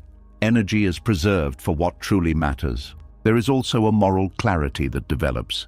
You recognize when silence is wiser than speech, when firmness is needed, when compassion is appropriate. These distinctions arise naturally from observation rather than rigid rules. You become less defensive because you are not interpreting every comment as a threat. Curiosity replaces suspicion. You seek understanding before forming conclusions. Physical movement reflects this calm. Gestures become deliberate, posture relaxed, pace steady. You move through space without urgency because you are not chasing or escaping anything. You also become more attentive to others' pauses. You recognize when someone else is choosing restraint instead of reacting. This awareness fosters mutual respect. Gratitude emerges for the simplicity of being able to choose. Many people never discover this space and remain trapped in cycles of reaction. Recognizing your freedom increases appreciation for awareness itself. You begin to trust silence in conversations. Silence is no longer awkward but meaningful, allowing thoughts to settle and sincerity to surface. Mistakes become less frequent because you are not acting under pressure. When errors occur, you correct them calmly instead of reacting defensively. There is a quiet joy in knowing that freedom does not require changing circumstances. It exists in how you meet them. This realization makes you less dependent on external stability. You also experience less emotional exhaustion. Reactivity drains energy quickly. Pausing conserves it, allowing you to remain present longer without fatigue. Over time, this way of being becomes natural. The pause appears automatically, not as a technique, but as a reflection of inner stillness. You respond thoughtfully, without effort. And in that stillness, you discover that freedom was never about controlling events. It was about not being controlled by them. The space between event and reaction becomes a place where wisdom lives, where intention replaces impulse, where you meet life with clarity instead of confusion. From here, every moment carries the potential for choice. Not forced, not dramatic, simply available. And that availability changes everything, because it means you are no longer pushed through life by circumstance. You are walking through it consciously, step by steady step. As you learn to rest in that quiet space between event and reaction, another realization began to surface. If you were no longer reacting automatically, then you were also no longer the person who had been shaped by constant struggle. The identity built around fighting, enduring, proving, surviving started to loosen.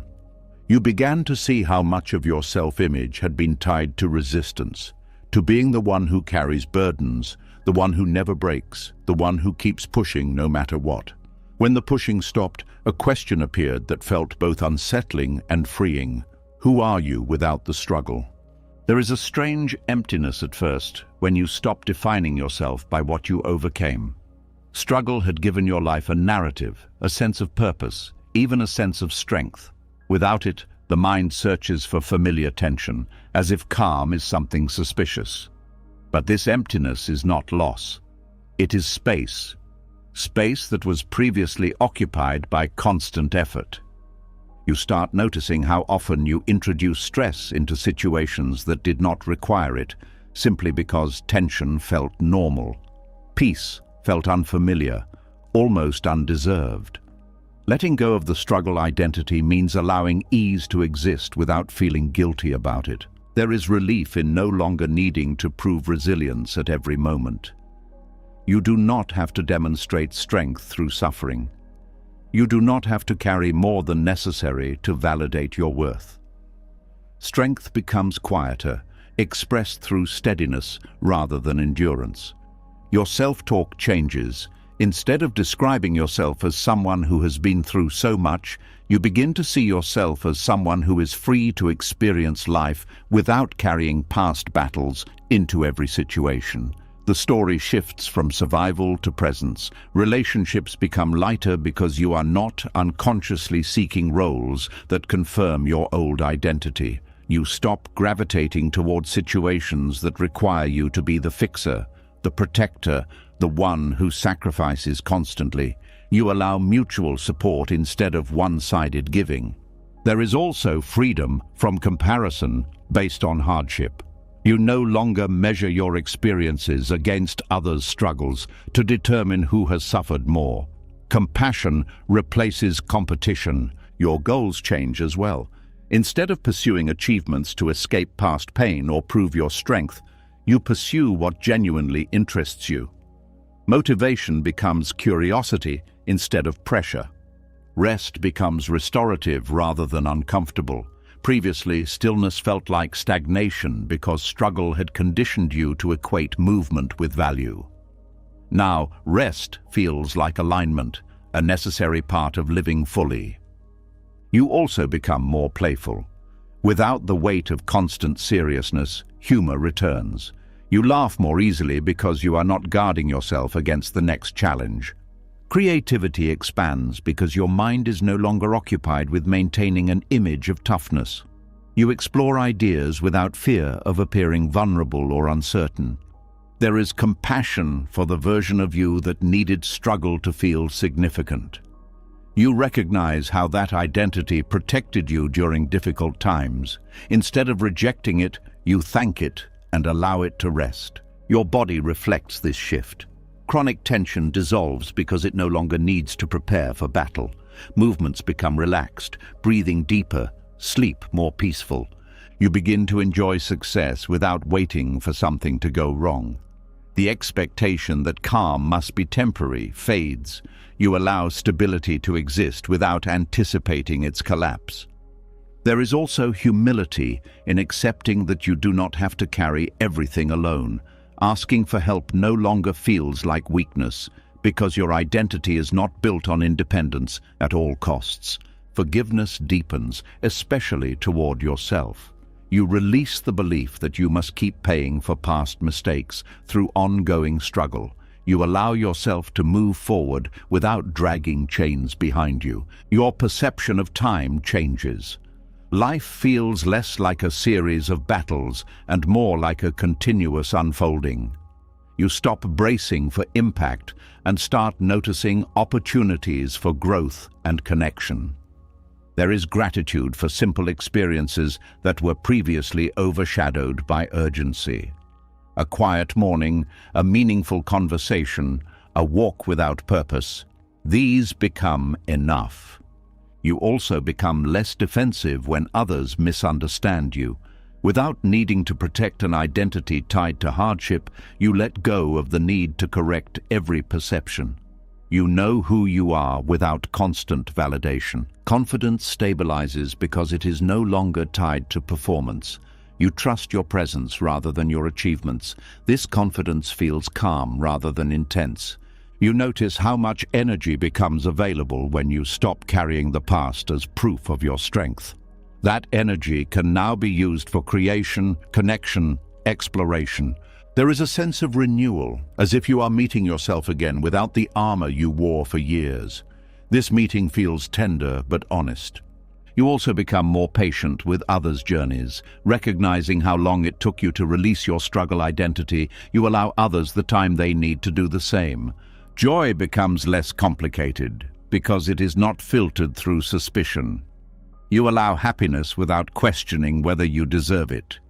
Your values clarify. Without the noise of survival mode, you see what truly matters: kindness, presence, authenticity, growth. There is also courage in embracing a softer way of being. Softness is not fragility, it is openness. It allows connection without defensiveness. You begin to trust that life does not require constant hardship to be meaningful. Meaning can arise from love, creativity, learning, service, not just from endurance. Peace settles deeper because it is not interrupted by the need to return to struggle for identity. You allow yourself to exist without tension as your baseline. There is also a quiet pride in recognizing how far you have come, not measured by what you endured, but by how gently you now move through the world. Your future feels different because it is not framed as another battlefield. It becomes a landscape to explore rather than something to conquer. And in that landscape, you discover a version of yourself that was always there but overshadowed by the need to survive. A version that does not need struggle to feel real, that does not need pain to feel strong, that does not need constant effort to feel worthy. This version of you moves through life with calm confidence, grounded not in resistance but in acceptance, not in fighting but in understanding. The identity built on struggle fades quietly, replaced by something lighter, more fluid, more alive. Who you become is not someone new, but someone uncovered, a person who no longer measures life by battles won, but by moments fully lived. As the identity built on struggle slowly dissolved, something else loosened its grip as well. The need to tie every loose end, to resolve every unanswered question, to make every story reach a clean conclusion. You began to see how much energy had been spent waiting for explanations that never came, apologies that were never spoken, outcomes that never arrived. Without defining yourself by what you fought, the urgency to finish every unfinished chapter started to fade. And in that fading, a surprising relief appeared, as if you had set down a weight you did not realize you were still carrying. A quiet discomfort surfaces when you first accept that some things will never be resolved. The mind resists this idea because it prefers complete stories. It wants clarity, fairness, symmetry. But life rarely provides these things in the way you expect. People leave without explaining themselves. Opportunities disappear without closure. Words remain unsaid. Accepting this feels like stepping into uncertainty, yet it is also the doorway to peace. You begin to notice how the demand for closure kept old situations alive long after they had ended.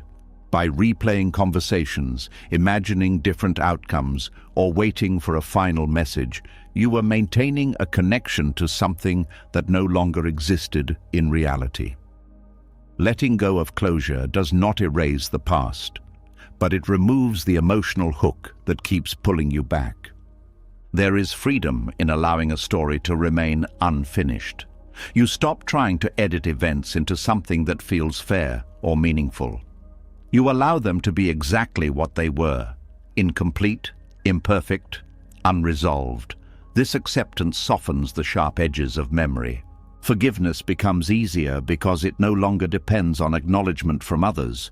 You do not need someone to admit wrongdoing for you to release resentment. You understand that holding on to anger keeps you tied to the situation more than it affects the other person. You also stop searching for hidden messages in silence. When someone does not respond, when an explanation never comes, you no longer interpret it as a puzzle to solve. You accept silence as its own answer, even if it is not satisfying. This shift brings calm to relationships that ended abruptly. Instead of wondering what you did wrong or what could have been different, you allow the connection to exist in memory without dissecting it. The emotional charge decreases because analysis is no longer feeding it. Your attention returns to what is present instead of what is missing. Energy that was spent on unresolved past situations becomes available for current experiences. You feel more engaged with life because you are not mentally revisiting unfinished business. There is also a deeper understanding of human limitation. People act from their own confusion, fears, and blind spots. Not every action is intentional or meaningful. Recognizing this reduces the need to interpret everything personally.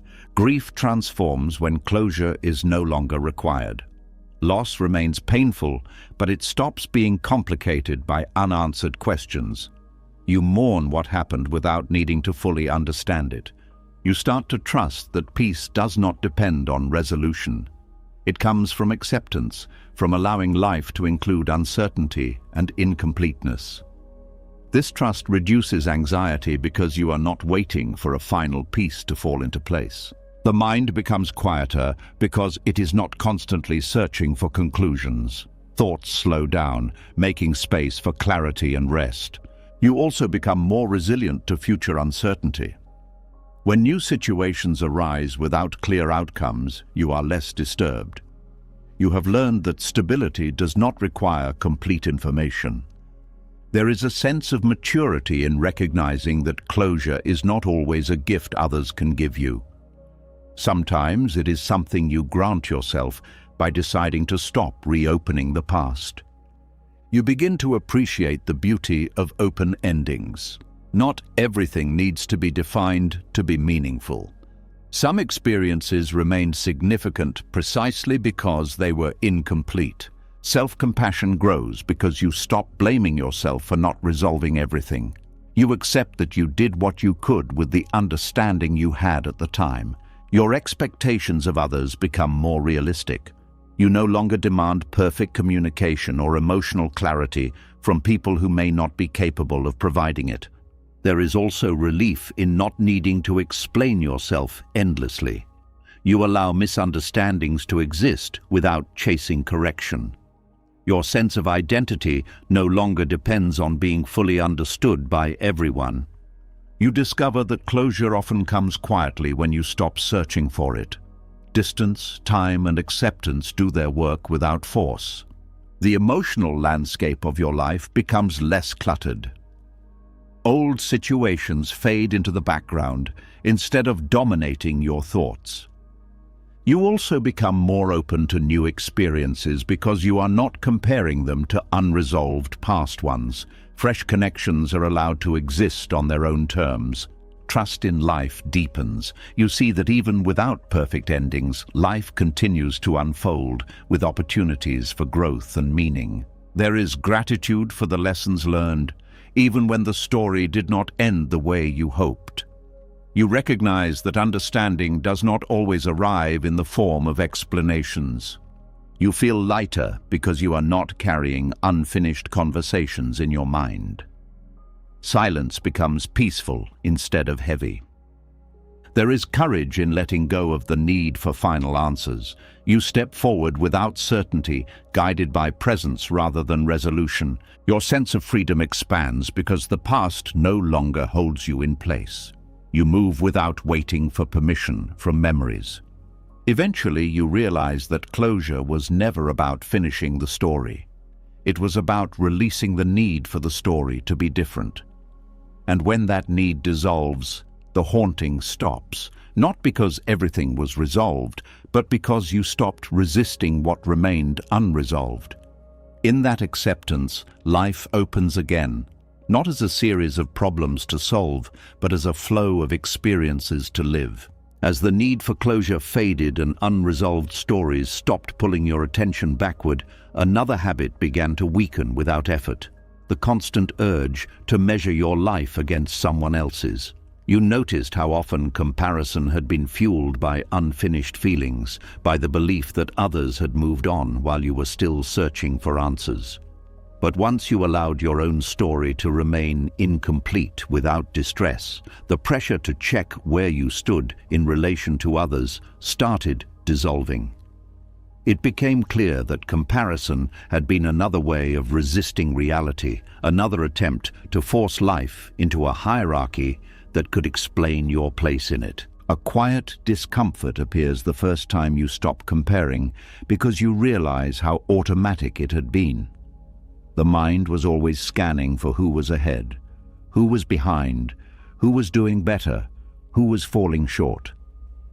Without that mental scoreboard, there is a strange silence, as if a background noise has suddenly disappeared. Relief follows quickly. You no longer feel the need to evaluate your progress based on someone else's timeline. Achievements regain their personal meaning instead of being reduced to proof that you are keeping up. You celebrate what matters to you, not what impresses others. You also become less threatened by other people's success. Their progress stops feeling like evidence of your inadequacy. You can appreciate their accomplishments without translating them into criticism of yourself. Envy loses its grip because it relies on the belief that life is a competition with limited rewards. Acceptance reveals that paths are not interchangeable. What belongs to someone else does not diminish what is available to you. Your sense of identity stabilizes because it is no longer shaped by contrast. You are not defined by being better or worse than anyone else. You exist on your own terms. There is also freedom from the pressure to perform. Without comparison, you do not need to constantly demonstrate worth.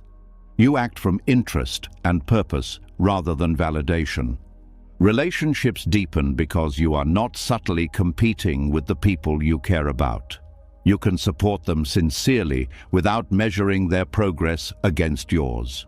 You notice how much of social tension comes from unspoken comparison. When that habit fades, interactions become lighter. Conversations focus on connection rather than status. Contentment becomes more accessible. You appreciate what you have without constantly scanning for what others possess. Gratitude replaces dissatisfaction. Your goals become clearer because they are not influenced by trends or expectations. You pursue what resonates with you instead of what looks impressive from the outside. There is also relief from the fear of falling behind. Without a universal timeline, there is no behind or ahead, only different rhythms of growth. You start recognizing the uniqueness of your experiences. What you have learned through your challenges cannot be compared to someone else's path. Each life becomes its own story, rather than a chapter in a shared narrative. Judgment toward others softens as well. When you stop ranking yourself, you stop ranking them. Compassion replaces criticism. Your mind becomes quieter because comparison requires constant evaluation. Without it, mental space opens for observation and presence. You feel less urgency to document or display your life. Experiences become valuable in themselves rather than as evidence of success. There is humility in recognizing that everyone is navigating unseen struggles.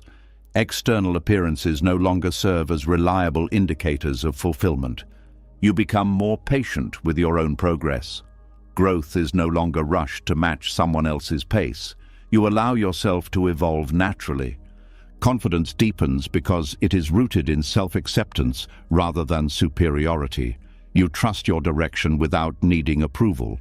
There is also creativity in exploring paths that others might overlook. Without fear of comparison, you take risks that align with your curiosity. You notice beauty in diversity of experience. Different lives become interesting rather than threatening. Variety replaces hierarchy. Your emotional stability improves because mood is not tied to how you measure up on a given day. Self-worth becomes consistent. You also become less susceptible to manipulation by external standards. Marketing, social pressure, and cultural expectations lose influence when you are not comparing.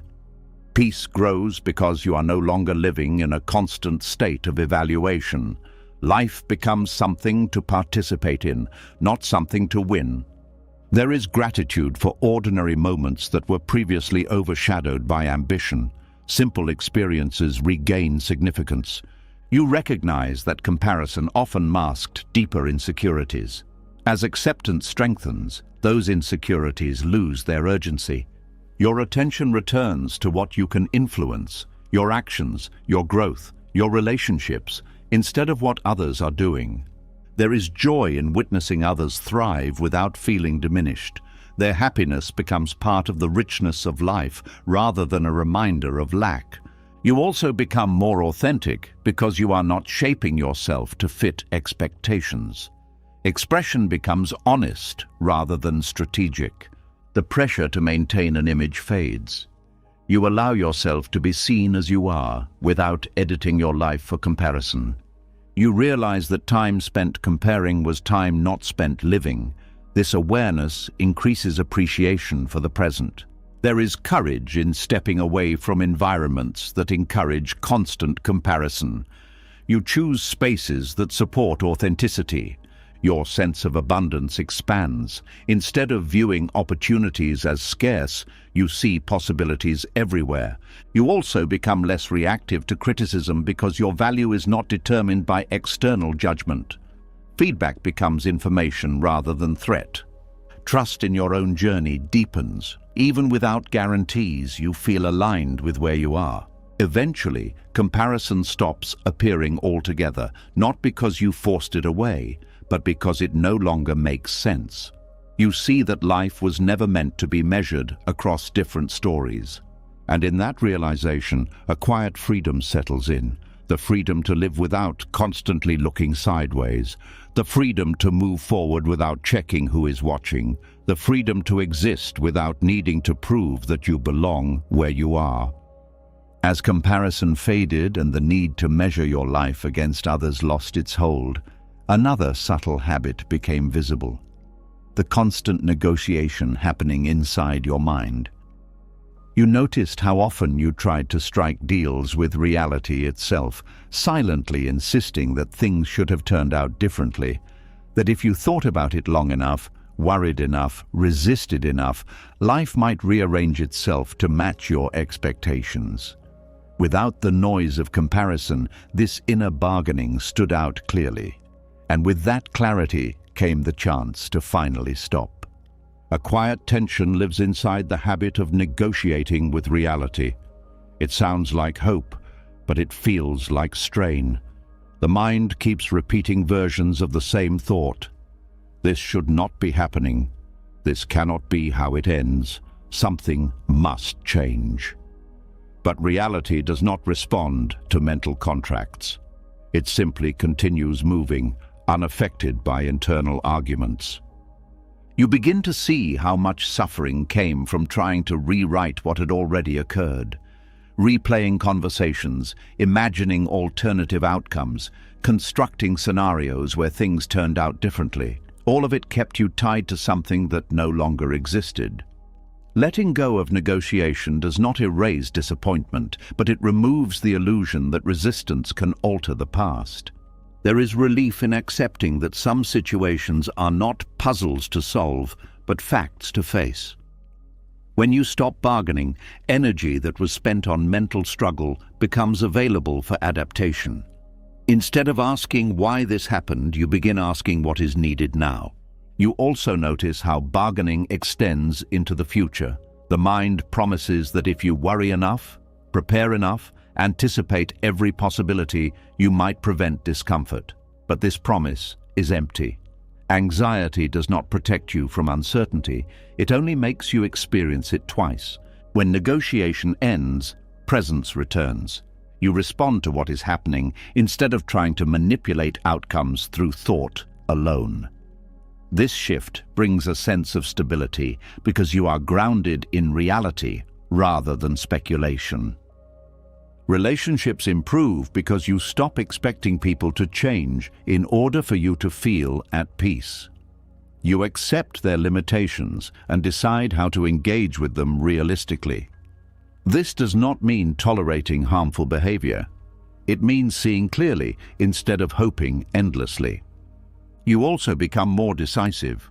Without waiting for circumstances to align perfectly, you act based on what is available. Action replaces hesitation because you are not holding out for a better version of reality. There is humility in recognizing how little control thoughts have over external events.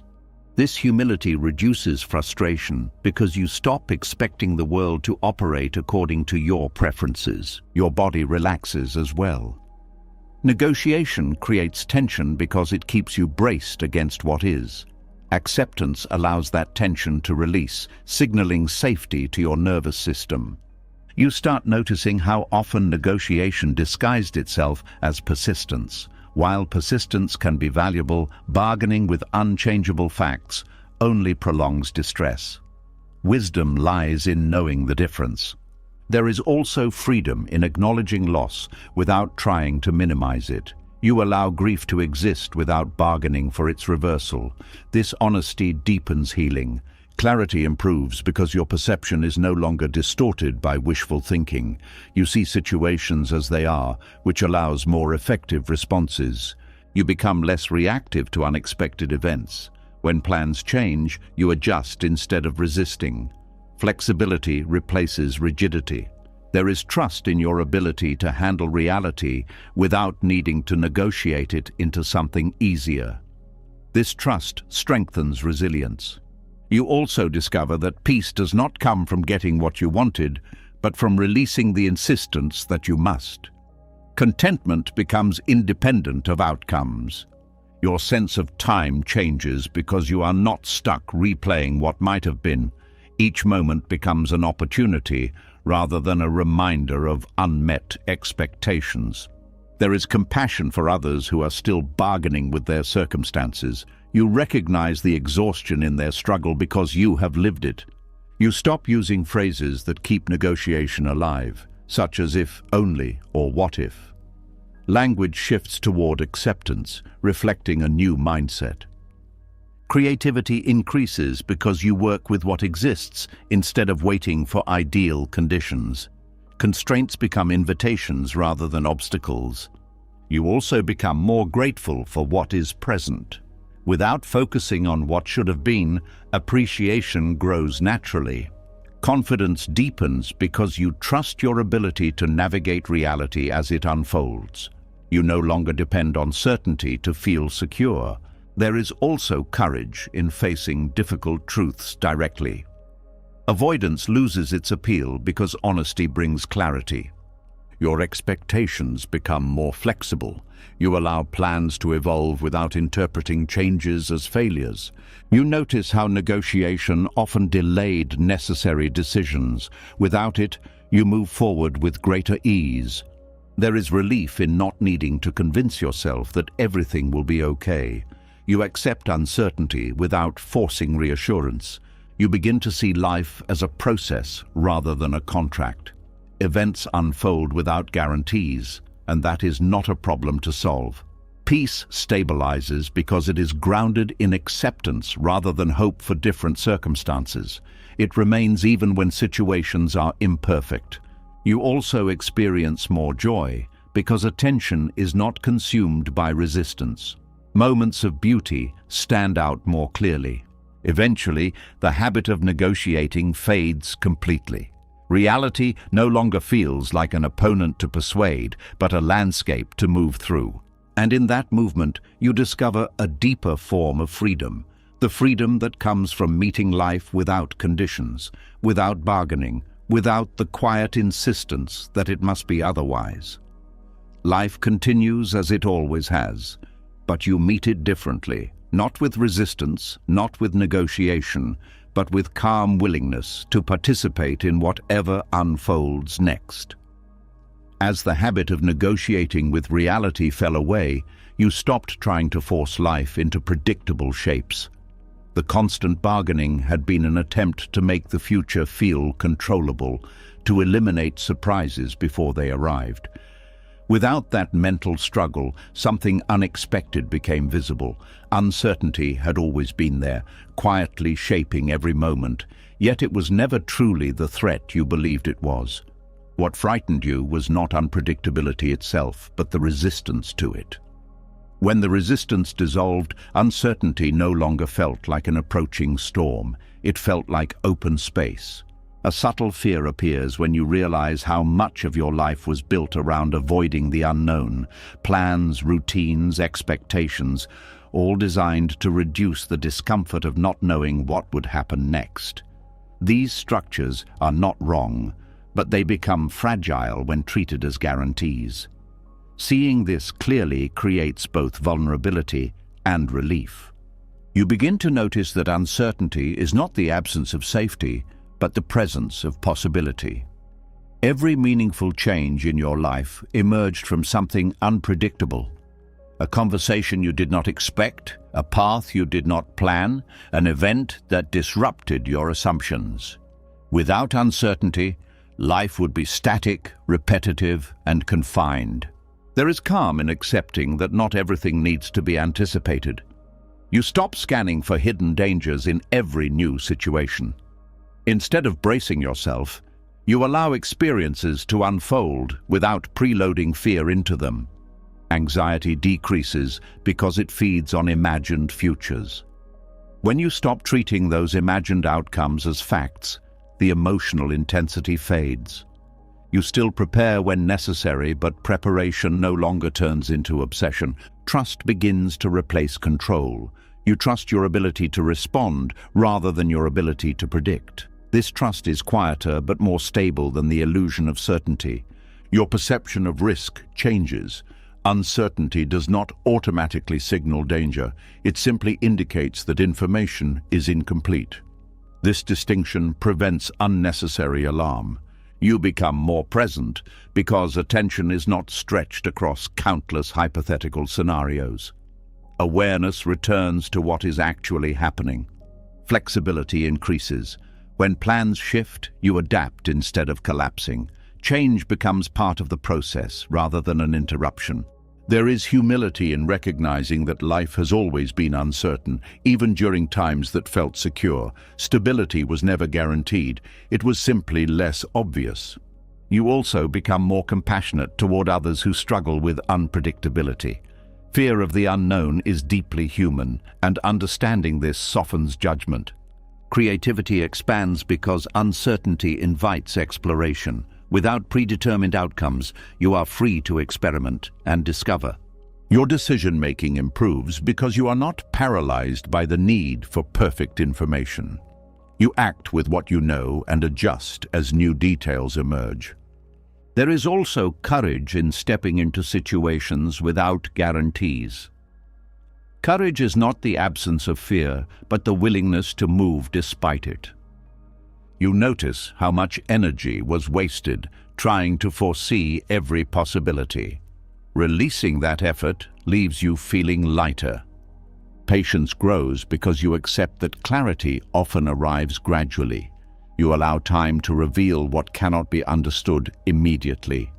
Relationships deepen when you stop expecting predictability from people. You allow them to evolve instead of demanding consistency at all costs. There is gratitude for moments of surprise that bring joy. Uncertainty makes these moments possible. You also learn to distinguish between caution and fear. Caution protects you, fear restricts you. Acceptance allows caution without panic. Resilience strengthens because you are not shattered by unexpected events. You recover more quickly because you did not expect life to follow a rigid script. Your sense of identity becomes less dependent on stability. You remain grounded even as circumstances change. There is a quiet excitement in realizing that the future is not predetermined. Possibility replaces dread. You become more attentive to opportunities that appear suddenly. Without rigid expectations, you recognize potential in unexpected places. There is also relief in not needing to control everything. Responsibility becomes manageable when it is not mixed with impossible demands. You start trusting life's unfolding, not as blind optimism, but as recognition that unpredictability is part of growth. Your emotional range expands. You allow yourself to feel uncertainty without labeling it as negative. Confidence stabilizes because it comes from adaptability rather than certainty. You know you can handle change even if you cannot predict it. You also become less attached to outcomes. Effort matters more than results because results are influenced by variables beyond your control. There is wisdom in understanding that certainty is often an illusion. Even the most carefully planned lives contain unforeseen turns. Peace emerges from this understanding, not a fragile peace dependent on perfect conditions, but a grounded calm that remains even when the path ahead is unclear. You move forward without needing to see the entire road.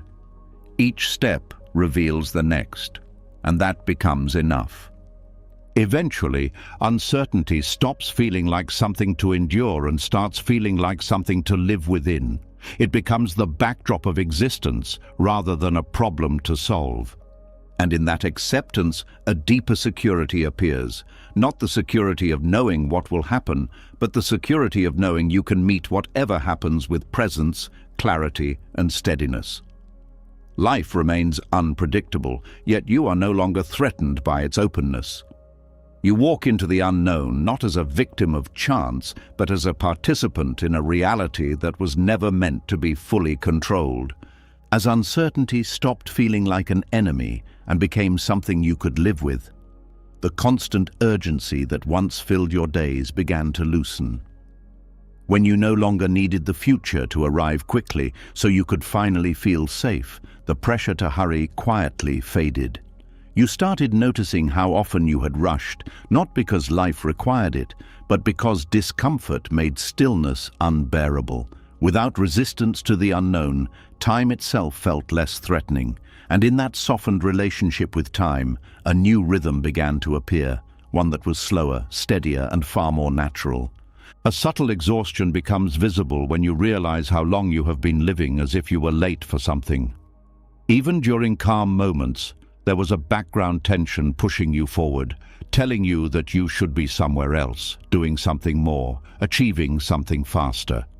Letting go of this pressure feels unfamiliar at first, like stepping off a moving walkway and discovering your own pace again. You begin to see that rushing was often an attempt to escape the present. When the current moment felt uncomfortable, the mind sped toward the next one, hoping relief would be waiting there. But relief rarely arrived because the habit of rushing followed you wherever you went. There is relief in allowing yourself to move without urgency. Ordinary tasks become calmer because they are no longer treated as obstacles between you and a future reward. Washing dishes, walking down a street, having a conversation, these experiences regain their texture when they are not hurried through. Your body responds quickly to this shift. Breathing deepens, shoulders relax, movements become less abrupt. The nervous system no longer interprets every moment as a race against time. This physical calm reinforces emotional stability. You start noticing details that were previously invisible. Colors seem richer, sounds clearer, sensations more distinct. Life feels fuller because attention is not divided between now and what comes next. Productivity improves in a quiet way. Without rushing, you make fewer mistakes and waste less energy correcting them. Focus replaces frantic effort, leading to better results with less strain. There is patience in waiting that did not exist before. Lines, delays, slow progress. These no longer feel like personal attacks. They become part of the flow rather than interruptions. You also become more attentive to the pace of others. Instead of pushing conversations forward or finishing sentences in your head, you allow people to express themselves fully. This presence deepens connection. Goals remain important, but they stop dominating your sense of worth. You work toward them steadily instead of urgently, trusting that progress does not require constant pressure. Sleep improves because your mind is not racing ahead even while your body is trying to rest. Nights become restorative instead of restless. There is also freedom from the fear of falling behind. Without comparing timelines or rushing to catch up, you recognize that life does not follow a single schedule. Each path unfolds at its own speed. Creativity flourishes when there is space to think without deadlines pressing on every idea. Inspiration often appears in moments of unhurried attention. You begin to enjoy transitions instead of resisting them. Moving from one activity to another becomes smooth rather than abrupt. You allow time for adjustment. There is gratitude for the ability to experience moments fully. You stop postponing enjoyment until after tasks are completed. Joy becomes part of the process instead of a distant reward. Your perception of aging changes as well. Time passing no longer feels like something chasing you. It becomes something you move with rather than against. You also become less reactive to external pressure. When others rush, you do not automatically absorb their urgency. You maintain your own rhythm. Decision-making becomes clearer because it is not rushed by anxiety. You consider options thoughtfully and act when you are ready. There is humility in recognizing that many things unfold beyond your control, regardless of how fast you move. Slowing down aligns you with reality rather than illusion. You start noticing how often rushing created unnecessary stress in relationships. Quick reactions, impatient responses, missed opportunities for empathy, all consequences of living too fast. There is peace in knowing that you do not have to fill every moment with activity. Stillness becomes valuable rather than uncomfortable. You also become more aware of your limits. Without pushing constantly, you recognize when you need rest, nourishment, or quiet. Self-care becomes natural. Your sense of time expands. Minutes feel longer, days more substantial, because they are actually experienced instead of rushed through. There is a quiet confidence in moving deliberately. Others may interpret it as calm authority because it signals that you are not controlled by urgency. You also become more resilient to stress.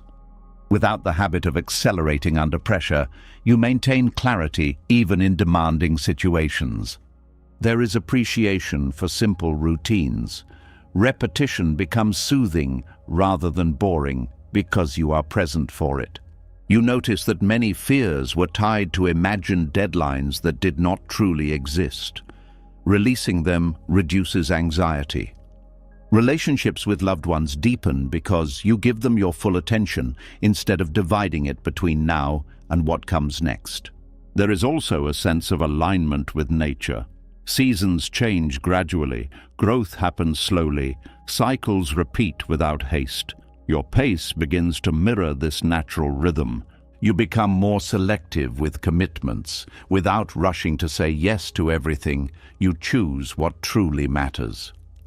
There is joy in moving through the day without the constant feeling of being chased by time. You walk, speak, work, rest in a way that feels sustainable. Eventually, the urge to rush disappears almost completely. Urgency becomes reserved for situations that genuinely require it, not as a default mode of living. And in that slower rhythm, you discover something profound. Life was never meant to be a race. It was meant to be experienced. When resistance fades, time stops feeling like an opponent and starts feeling like a companion. You move forward not because you are being pushed, but because you are participating in the unfolding of each moment as it arrives, steady and unhurried, exactly at the pace that allows you to truly live it. As life slowed into a natural rhythm and the urge to rush quietly disappeared, another pattern became easier to see, the habit of treating every feeling as a signal to act. When you were moving fast, emotions felt urgent, almost like commands that had to be obeyed immediately. But in the calmer pace you had begun to live in, feelings rose and fell without forcing movement. You started to notice that emotions were not instructions. They were experiences passing through. And in that realization, restraint stopped feeling like suppression and started feeling like wisdom. A surprising calm appears the first time you allow a feeling to exist without reacting to it. Anger rises, but you do not speak from it. Sadness surfaces, but you do not rush to escape it. Anxiety appears, but you do not immediately search for reassurance. The feeling moves through you like weather instead of becoming the center of your actions.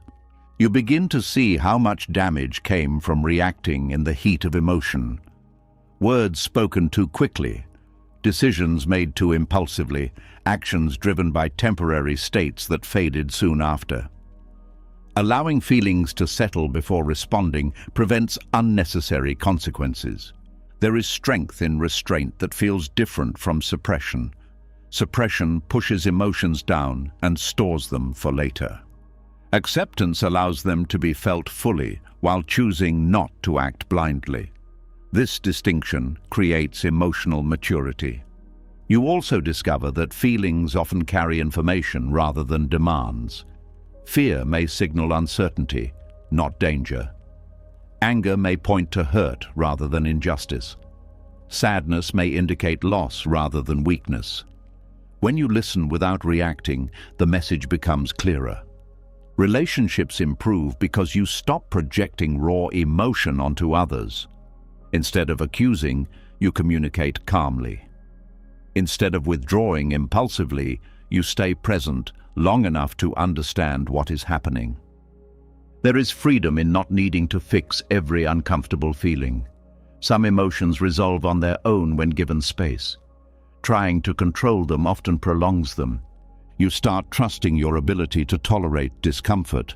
This trust reduces the urgency to escape through distraction, avoidance, or impulsive behavior. Self-respect grows because you act according to values rather than moods. You become someone who chooses responses carefully instead of someone driven by emotional waves. You also become less afraid of intense feelings. Knowing they do not control your actions makes them less threatening. They become part of the human experience rather than something to eliminate. Patience develops naturally. You allow time for clarity to emerge before making decisions. This patience prevents regret. There is also compassion for yourself when difficult emotions appear. Instead of criticizing yourself for feeling a certain way, you acknowledge it without judgment. You notice how much emotional reactivity once drained your energy. By conserving that energy, you feel more stable throughout the day. Your perception sharpens because you are not blinded by immediate reactions. You see situations more objectively, which leads to wiser choices. There is humility in recognizing that feelings are not always accurate reflections of reality. They are influenced by past experiences, stress, and expectations. You become more trustworthy to others because they know you will not react unpredictably. Your steadiness creates a sense of safety in relationships. You also learn that silence can be powerful. Not every emotion needs to be expressed instantly. Sometimes quiet reflection reveals a better way to communicate. Confidence stabilizes because it is not shaken by emotional fluctuations. You remain grounded even when feelings intensify. There is gratitude for the ability to experience emotions without being controlled by them. This ability feels like freedom. You also become more aware of how others are feeling, not to react, but to understand. Empathy deepens when you are not overwhelmed by your own responses. Stress decreases because you are not amplifying emotions through impulsive action. Calm responses prevent escalation. You start recognizing patterns in your emotional life. Certain triggers become familiar, allowing you to prepare rather than react. There is also joy in positive emotions that are not rushed into expression. You savor happiness quietly instead of chasing it outward. You learn that restraint does not diminish authenticity. It refines it. Your actions reflect your true intentions rather than temporary impulses. There is wisdom in choosing when to speak and when to wait. Timing becomes as important as content. You also become less reactive to external negativity. Other people's emotions do not dictate yours because you maintain inner stability. There is courage in allowing vulnerability without immediately defending against it. Openness replaces guardedness. Your inner world becomes more spacious because emotions are not crowding each other out. Each feeling has room to be acknowledged and released. Eventually, restraint feels natural rather than forced.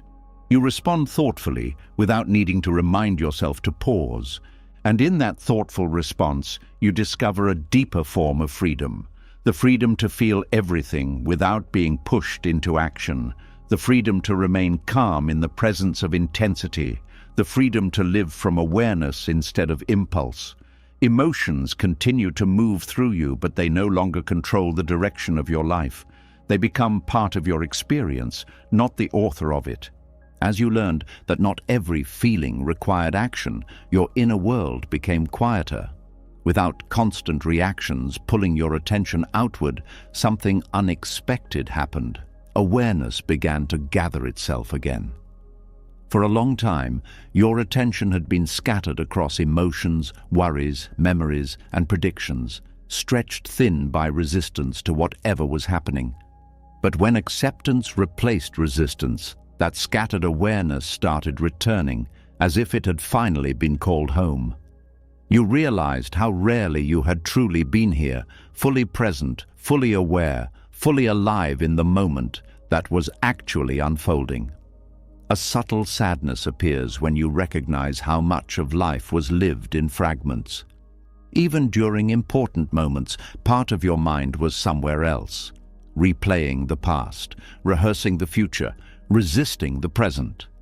This fragmentation made life feel thin, as if experiences were passing through you instead of being lived by you. Seeing this clearly creates a quiet determination to come back. There is relief in feeling attention settle into the body again. Sensations that were previously ignored become noticeable. The rhythm of breathing, the weight of your hands, the contact of your feet with the ground. These simple signals anchor you in reality more effectively than any thought. You start noticing how resistance had constantly pulled your focus away from what was happening. When something unpleasant occurred, the mind rushed to escape it. When something pleasant appeared, the mind rushed to hold on to it. In both cases, attention left the moment itself. Acceptance allows experiences to unfold without interference. You observe discomfort without amplifying it, joy without clinging to it, neutrality without trying to fill it. This observation stabilizes awareness. Your senses sharpen because attention is no longer divided. Sounds carry depth, colors feel vivid, textures become rich with detail. Ordinary experiences regain intensity simply because you are fully present for them. Time feels different. Moments stretch instead of slipping away unnoticed. A single conversation or walk can feel complete because it is experienced fully rather than partially. You also become more attuned to your thoughts without being consumed by them. Instead of drifting into mental stories, you notice when thinking begins and gently return to what is real. There is calm in realizing that the present moment does not demand perfection. It simply asks for attention. You do not need to improve it or escape it to find peace within it. Relationships deepen because you are truly there. Listening becomes an act of presence rather than preparation for response. People feel the difference immediately. Stress decreases because your mind is not juggling multiple timelines. Attention resting in one place reduces overload. You begin to trust that the present moment contains enough. You do not need constant stimulation or distraction to feel alive. There is also a sense of intimacy with life. Being present creates a closeness to experience that was previously hidden by mental distance. Your memory improves because experiences are actually registered instead of skimmed over. You remember details because you were there for them. You notice beauty in ordinary scenes, light on a wall, the sound of wind, the rhythm of footsteps. These moments were always there, waiting for your attention. There is humility in recognizing how much you missed while living in resistance. This humility motivates gentleness toward yourself rather than regret. Creativity increases because awareness is available for inspiration. Ideas surface naturally when the mind is not crowded. You also become more patient. Presence dissolves the urgency that comes from living in the future. Decision-making improves because clarity emerges when attention is not fragmented. You see options more clearly. There is courage in staying with difficult moments instead of escaping them. This courage builds resilience. Your sense of self becomes less tied to thoughts and more grounded in awareness itself. You experience being rather than constant becoming. There is gratitude for the simplicity of breathing, seeing, hearing, touching, experiences that require nothing but presence. You become less dependent on external circumstances for peace. The present moment is always accessible, regardless of situation. There is also forgiveness for yourself for losing this connection in the past. Distraction was not failure, it was conditioning. You notice how presence transforms even routine tasks into meaningful experiences. Cooking, cleaning, walking, all become opportunities to be alive. Joy becomes quieter but deeper, not tied to excitement but to connection with reality. You also become more aware of when attention drifts and gently bring it back without judgment. This return itself becomes a form of peace. Eventually, presence stops feeling like an effort and becomes your natural state. Resistance no longer fragments awareness because acceptance holds it together, and in that gathered awareness, you discover something simple yet profound. Life was never elsewhere. It was always here, waiting for your attention.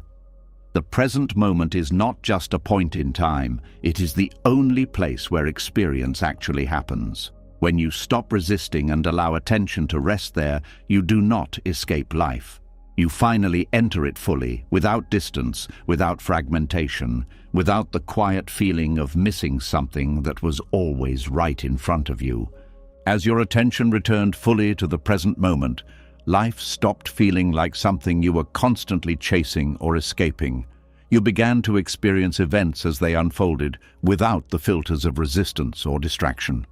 In that clear awareness, loss appeared differently than before. It was no longer just a painful interruption or something to interpret as unfair.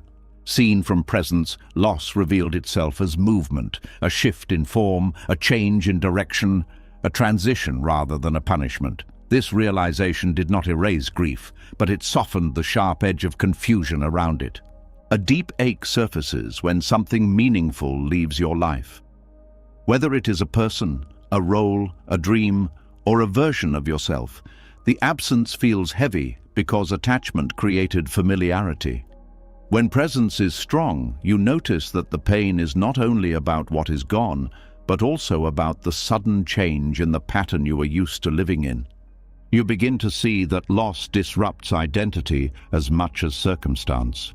Without the familiar structure, you feel disoriented, as if part of you has disappeared. Understanding this removes the belief that grief is weakness. It becomes a natural response to change. There is clarity in recognizing that nothing in life remains fixed. Everything moves, evolves, transforms. Relationships shift, bodies age, environments change. Loss is not an exception to life's pattern. It is part of the pattern itself. You also realize that interpreting loss as punishment intensifies suffering. When you ask why this happened to me, the mind searches for blame, creating unnecessary pain. Seeing loss as movement removes the need for explanation. Grief becomes less isolating when you understand it as a shared human experience. Everyone encounters transitions that feel like endings. This awareness fosters compassion for yourself and others. There is a quiet acceptance in allowing sadness to exist without trying to shorten it. Emotions move at their own pace, just like everything else in life. Memories begin to change as well. Instead of triggering sharp pain, they gradually carry warmth alongside sorrow. The relationship with what was lost evolves. You notice that loss often opens space for new experiences, even if that space initially feels empty. Growth requires room to unfold, and loss creates that room. There is also a deeper appreciation for what remains. Presence highlights the value of what is still here, reducing the tendency to overlook it. Your perception of time shifts. Instead of feeling that something was taken away permanently, you see that it existed fully while it was here. The experience itself cannot be erased. Forgiveness sometimes arises naturally, not because you forced it, but because understanding replaced resentment. You become more attentive to the impermanence of everything. This awareness increases gratitude rather than fear. There is humility in recognizing that you cannot hold on to life indefinitely. Letting go becomes an act of respect for the natural flow of existence. You also develop resilience. Each experience of loss teaches you that you can endure change without losing your core. Connection to others deepens because shared vulnerability creates authenticity. People relate to you not through perfection, but through honesty. There is a quiet courage in continuing to love despite knowing that nothing lasts forever. Love becomes more precious because of its fragility. Your sense of self becomes less tied to external circumstances. You discover stability within rather than in what surrounds you. You notice how often loss brings clarity about what truly matters. Priorities shift toward meaning rather than distraction. There is also relief in releasing the expectation that life should be free of pain. Accepting discomfort reduces its intensity. You begin to trust that transitions carry lessons, even if they are not immediately visible. Growth sometimes occurs beneath awareness. Hope returns in a quieter form, not as denial of loss, but as confidence that life continues to unfold. You become more present with others who are grieving, offering presence instead of solutions. Silence often communicates more than words. There is appreciation for the resilience of the human heart, its ability to heal while still remembering. You also notice that loss reshapes your perspective, making you more sensitive to beauty and connection. Peace emerges when you stop resisting the reality of change. You allow life to move without interpreting every shift as injustice. Eventually, grief transforms into a form of wisdom.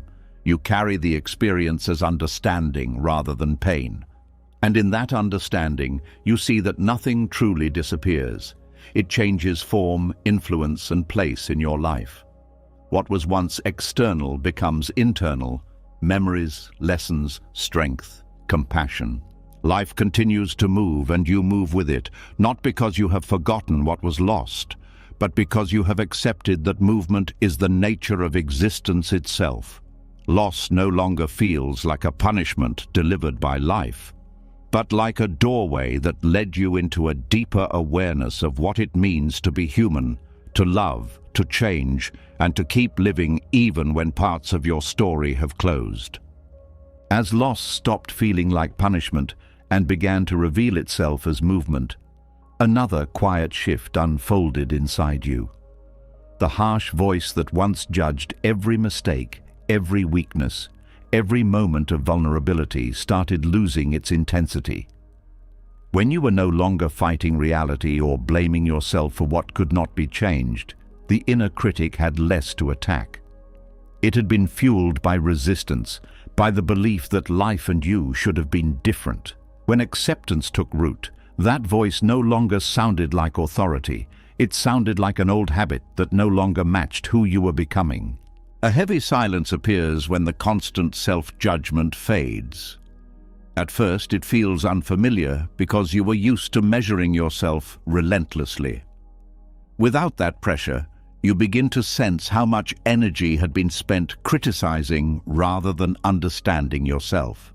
You start noticing how the inner critic developed as a form of protection. It tried to prevent mistakes by punishing you in advance, believing harshness would keep you safe. Recognizing this softens your relationship with it.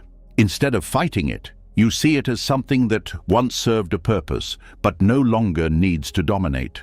There is relief in realizing that imperfection does not require condemnation. You allow yourself to be human, capable of error, learning, growth. This acceptance reduces shame, which had been one of the critic's strongest tools.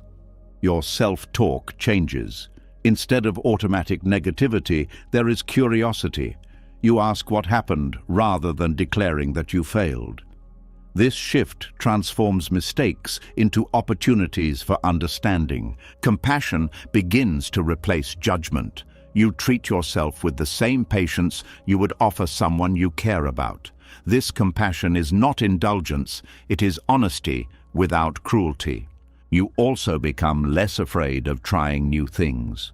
The critic often discouraged action by predicting failure. Without its dominance, curiosity and courage reappear. There is calm in acknowledging limits without interpreting them as flaws. You recognize where you need rest, support, or time without labeling yourself as weak. Relationships improve because you are not projecting self-judgment onto others. When you are gentler with yourself, you naturally become gentler with people around you. You start noticing how the critic thrived on comparison and unrealistic expectations. Acceptance dissolves these standards, making room for realistic growth. Confidence stabilizes because it is no longer dependent on perfection. You trust your ability to navigate life even when you make mistakes. There is freedom in allowing your past to exist without constant reinterpretation. You stop using old experiences as evidence against yourself. Your body reflects this change. Tension caused by chronic self-criticism decreases, leading to relaxation and better health. You also become more open to feedback because it no longer feels like confirmation of inadequacy. You can learn without feeling attacked. There is gratitude for the resilience that carried you through difficult times, even when you did not handle everything perfectly. You begin to notice how self-judgment had distorted your perception of success. Achievements felt insufficient because the critic minimized them. Without it, satisfaction becomes possible. You also allow yourself to enjoy positive experiences without questioning whether you deserve them.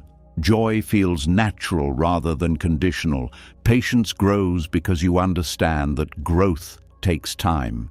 You stop rushing improvement to silence the critic. There is humility in accepting that everyone struggles internally, even if it is not visible. This awareness reduces isolation. You become more authentic because you are not hiding flaws to avoid criticism. Transparency replaces pretense. There is also courage in admitting uncertainty. Not knowing becomes an invitation to learn rather than proof of inadequacy. Your creativity expands because fear of judgment no longer restricts expression. You explore ideas freely. You notice how much lighter life feels when you are not carrying constant self-blame. Energy becomes available for living rather than defending yourself internally. Forgiveness toward yourself deepens. You release the belief that you must keep punishing yourself to atone for past mistakes. There is appreciation for progress, even when it is gradual. You celebrate movement rather than demanding perfection. You also become more resilient to external criticism because your self-worth is no longer dependent on others' opinions. There is peace in accepting that you will never be flawless, and that this is not a problem to solve. You start trusting your intentions rather than doubting them automatically. This trust strengthens decision-making. There is joy in recognizing your own humanity, the blend of strength and vulnerability that makes you real. Eventually, the inner critic becomes a faint voice rather than a dominating presence. It may still appear, but it no longer defines your identity, and in that quiet, you discover a deeper relationship with yourself. One based on understanding instead of judgment, patience instead of pressure, acceptance instead of resistance. You move through life without needing to prove your worth constantly because you no longer doubt that it exists. The softness that replaces the critic is not weakness. It is strength without hostility, clarity without harshness, a steady kindness toward yourself that allows you to grow without fear. As the inner critic softened and your relationship with yourself became less hostile, silence began to change its meaning. It was no longer filled with accusations, regrets, or anxious thoughts waiting to be heard. The quiet that once felt uncomfortable now felt spacious, almost protective. Without the constant noise of self-judgment, being alone with your own mind stopped feeling like exposure and started feeling like shelter. What used to feel empty slowly revealed itself as peaceful. A subtle uneasiness appears the first time you sit in silence without trying to escape it. For a long time, noise had been a distraction from inner discomfort. Music, conversations, scrolling, constant activity, all ways to avoid facing yourself. When those distractions fade, you meet your own presence directly. At first, this meeting can feel unfamiliar. You realize how rarely you allowed yourself to simply exist without stimulation. But as acceptance deepens, the discomfort softens. Silence stops feeling like something to endure and becomes something to rest in. You begin to notice how peaceful your environment actually is when it is not filled with unnecessary noise. The absence of sound allows subtle details to emerge.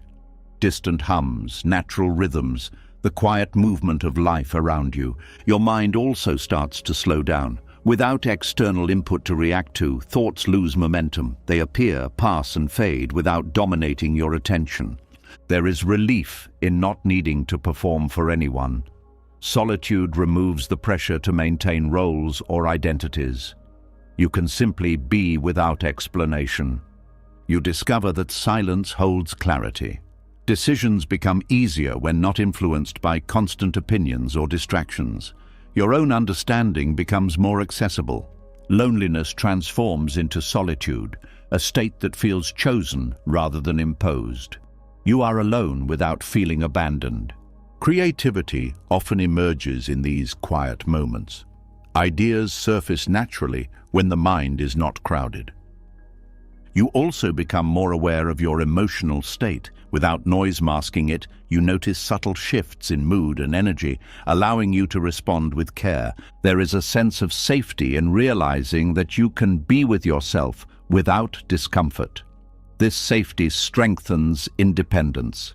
Relationships improve because you no longer seek constant interaction to avoid silence. You connect with others from desire rather than need. You start appreciating simple activities done quietly: reading, walking, breathing, watching light change throughout the day.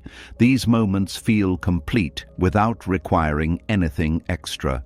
Your nervous system calms because silence signals that there is no immediate threat. Rest becomes deeper. You also notice how many fears were amplified by noise and distraction. In quiet, they lose intensity because you observe them without escalation. Self-trust grows because you rely on your own awareness rather than external reassurance. There is humility in recognizing that life continues peacefully even when you are not actively engaging with it. You are part of a larger stillness. You become more attentive to the silence in conversations, understanding that pauses carry meaning rather than awkwardness. Gratitude arises for the ability to experience peace without needing conditions to create it. You also become less reactive to chaos in the outside world because you know you can return to this inner refuge. Patience develops because silence teaches you to wait without agitation. Your sense of identity stabilizes because it is not dependent on constant interaction or validation. You start recognizing silence as a form of nourishment, restoring energy depleted by constant stimulation. There is courage in choosing solitude when needed, even in a culture that fears being alone. You notice how deeply you can think when uninterrupted, leading to insights that were previously hidden. There is also comfort in knowing that silence is always available, no matter where you are.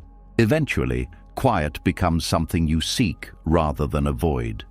It feels like returning home after being away for too long, and in that quiet, you discover that you were never empty. The space was always filled with presence, awareness, and calm waiting to be noticed. Solitude stops feeling like absence and becomes refuge, a place where you can rest, reflect, and reconnect with the steady core of yourself that does not depend on noise to feel alive. As silence became a refuge instead of something to escape, you began to notice another quiet shift. Peace was no longer tied to special moments, achievements, or bursts of pleasure. It appeared in the absence of struggle, in the simple lack of inner conflict. Sitting alone without noise, without pressure, without needing anything to change, you felt a calm that did not come from excitement or satisfaction. It came from the end of argument, the end of fighting reality, yourself, or the moment you were in. This calm was steady, not dramatic, and that is what made it powerful. A subtle realization surfaces when you see how much of your life was spent chasing happiness, as if it was something you had to acquire. You believed peace would arrive after success, after recognition, after everything finally made sense. But even when pleasant experiences occurred, they faded quickly, leaving the mind searching for the next one. Pleasure alone was never stable enough to hold you. You begin to understand that peace is not built from what you gain, but from what you stop resisting. When the inner dialogue arguing with life quiets down, a natural ease fills the space. Nothing extra needs to happen for this ease to exist. There is relief in recognizing that happiness does not require constant stimulation. Without needing excitement to feel alive, ordinary moments become sufficient. A quiet afternoon, a simple meal, a conversation without tension. These experiences carry a calm joy that does not demand intensity. You also notice how arguments inside your mind created most of your suffering. Disputes with the past, complaints about the present, fears about the future. When these internal battles pause, peace appears without effort. Pleasure becomes something you can enjoy without depending on it. You appreciate good experiences while knowing that their absence does not remove your stability. There is humility in accepting that life will include discomfort, confusion, and imperfection. Peace remains because it is not dependent on ideal conditions. Your expectations soften. You stop demanding that every day feel meaningful or exciting. Contentment grows in the background of ordinary life. You start noticing how calm feels different from excitement. Excitement is sharp and temporary. Calm is quiet and enduring. Learning to value calm changes your definition of happiness. Relationships improve because you are not seeking constant emotional highs. You appreciate steady connection rather than dramatic moments. There is also freedom from the fear of boredom.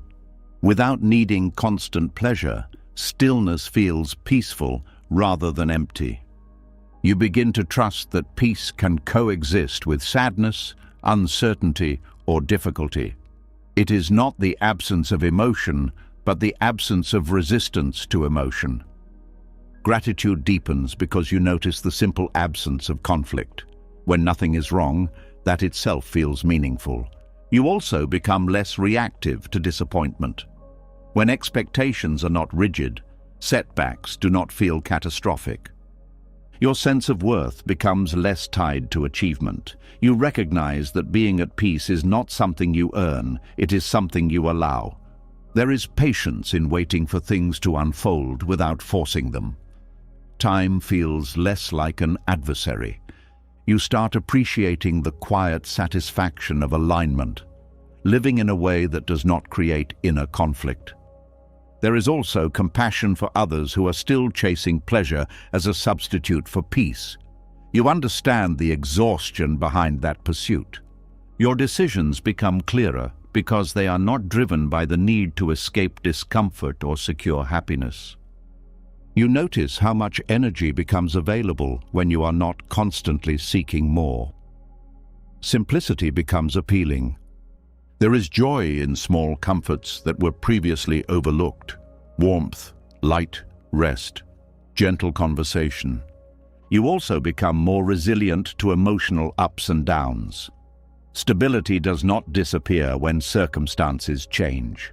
There is wisdom in recognizing that pleasure can distract from deeper fulfillment if relied on too heavily. Your mind becomes quieter because it is not constantly calculating how to maximize happiness. You begin to feel at home in your own life rather than waiting for something better to arrive. There is also a sense of maturity in accepting that peace is subtle. It does not announce itself, it simply remains. You become less influenced by external pressure to appear happy or successful. Authentic calm replaces performance. Trust in life deepens because you see that peace can exist even when things are uncertain. Eventually, the pursuit of happiness transforms into the practice of acceptance. You stop chasing emotional highs and start valuing stability. And in that stability, you discover a new definition of happiness. not as a peak experience, not as constant pleasure, but as the quiet absence of inner conflict. A state where nothing needs to be different for you to feel at ease. Life continues with its changes, challenges and joys, but you meet it without argument, without the constant demand that it satisfy you. Peace becomes your baseline, not because everything is perfect, but because you are no longer fighting what is. As peace revealed itself as the absence of inner argument rather than the presence of constant pleasure, another hidden belief began to lose its power, the idea that calm had to be earned. For so long, relaxation felt like a reward reserved for after productivity, after responsibility, after proving your worth. Even in moments of rest, there was often a quiet guilt whispering that you had not done enough yet. But once acceptance replaced resistance, you started to see how unnecessary that struggle had been. Calm was not something to deserve, it was something you had been postponing. A quiet tension becomes visible when you realize how difficult it once was to simply stop. Even when there was nothing urgent to do, your mind searched for tasks, improvements, obligations. Stillness felt uncomfortable because it challenged the belief that your value depended on constant effort. You begin to see how deeply this belief was conditioned. Messages about productivity, success, and worth created the idea that rest must be justified. Without realizing it, you treated relaxation as something that required permission. There is relief in understanding that your body and mind were never meant to operate without pause. Rest is not laziness, it is restoration. Without it, clarity fades and exhaustion becomes normal. You also notice how guilt had contaminated moments that could have been peaceful. Instead of enjoying quiet time, you evaluated whether you had earned it. Acceptance dissolves that evaluation. Calm becomes accessible at any moment, not just after achievement. You allow yourself to breathe deeply without needing a reason. Your relationship with work changes as well. Effort becomes sustainable because it is balanced with recovery. You stop pushing beyond your limits to prove endurance. There is compassion for the part of you that believed rest was dangerous or unproductive. That belief was an attempt to stay safe in a demanding world. You start noticing how much clearer your thinking becomes when you allow pauses. Solutions often appear during rest rather than during intense effort. Relationships benefit because you are more present when you are not exhausted. Energy is available for connection. You also become less reactive to pressure from others. When you trust your need for calm, external expectations lose some influence. Sleep improves because you are not carrying guilt into it. Rest feels natural instead of forced. There is humility in recognizing that you do not have to carry everything alone. Accepting help becomes easier.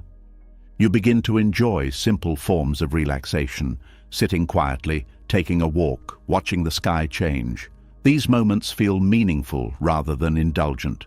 Your self-worth stabilizes because it is no longer tied to productivity. You value yourself for being, not only for doing. There is courage in setting boundaries that protect your energy. You decline commitments that would push you beyond balance. You also become more attentive to signs of fatigue before they become overwhelming. Listening to your body becomes an act of respect. There is gratitude for the ability to slow down in a world that often glorifies speed. You start noticing how rest enhances creativity and insight. The mind reorganizes itself when given space. There is also freedom from the fear of wasting time. Time spent restoring yourself is not lost. It is invested in clarity and well-being. You become more patient because urgency no longer defines your pace. You trust that things can unfold without constant pressure. Your mood stabilizes because you are not operating from depletion. Calm becomes your baseline. You also become more compassionate toward others who are struggling with exhaustion. You recognize the cost of constant striving. There is joy in knowing that peace is available even on ordinary days without special accomplishments. You stop postponing happiness until after everything is completed. Life is lived alongside responsibilities, not after them. Your perception of success changes. Balance and well-being become as valuable as achievement.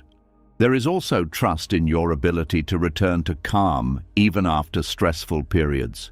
You know rest will restore you. Eventually, the need to justify relaxation disappears. You rest because it is part of being alive, not because you have earned it. And in that acceptance, you discover a deeper kindness toward yourself. The understanding that calm was never a prize at the end of effort. It was a foundation you had overlooked, always available, waiting for you to stop postponing it. Life continues with its demands and responsibilities, but you meet them from a place of steadiness rather than exhaustion, knowing that peace does not have to be earned. It only has to be allowed. As the pressure to earn rest faded and calm became something you allowed instead of postponed, a deeper realization began to take shape. Much of your exhaustion had come from trying to control every outcome, every feeling, every direction life might take. You were not just living, you were managing, adjusting, predicting, forcing. When acceptance softened that grip, life stopped feeling like something you had to dominate and started feeling like something you could move with. The tension of control gave way to a quieter role, participation. A strange lightness appears when you stop treating life like a problem to solve. For years, you believed that if you planned enough, anticipated enough, pushed enough, you could eliminate uncertainty. But the more you tried, the more resistance you felt.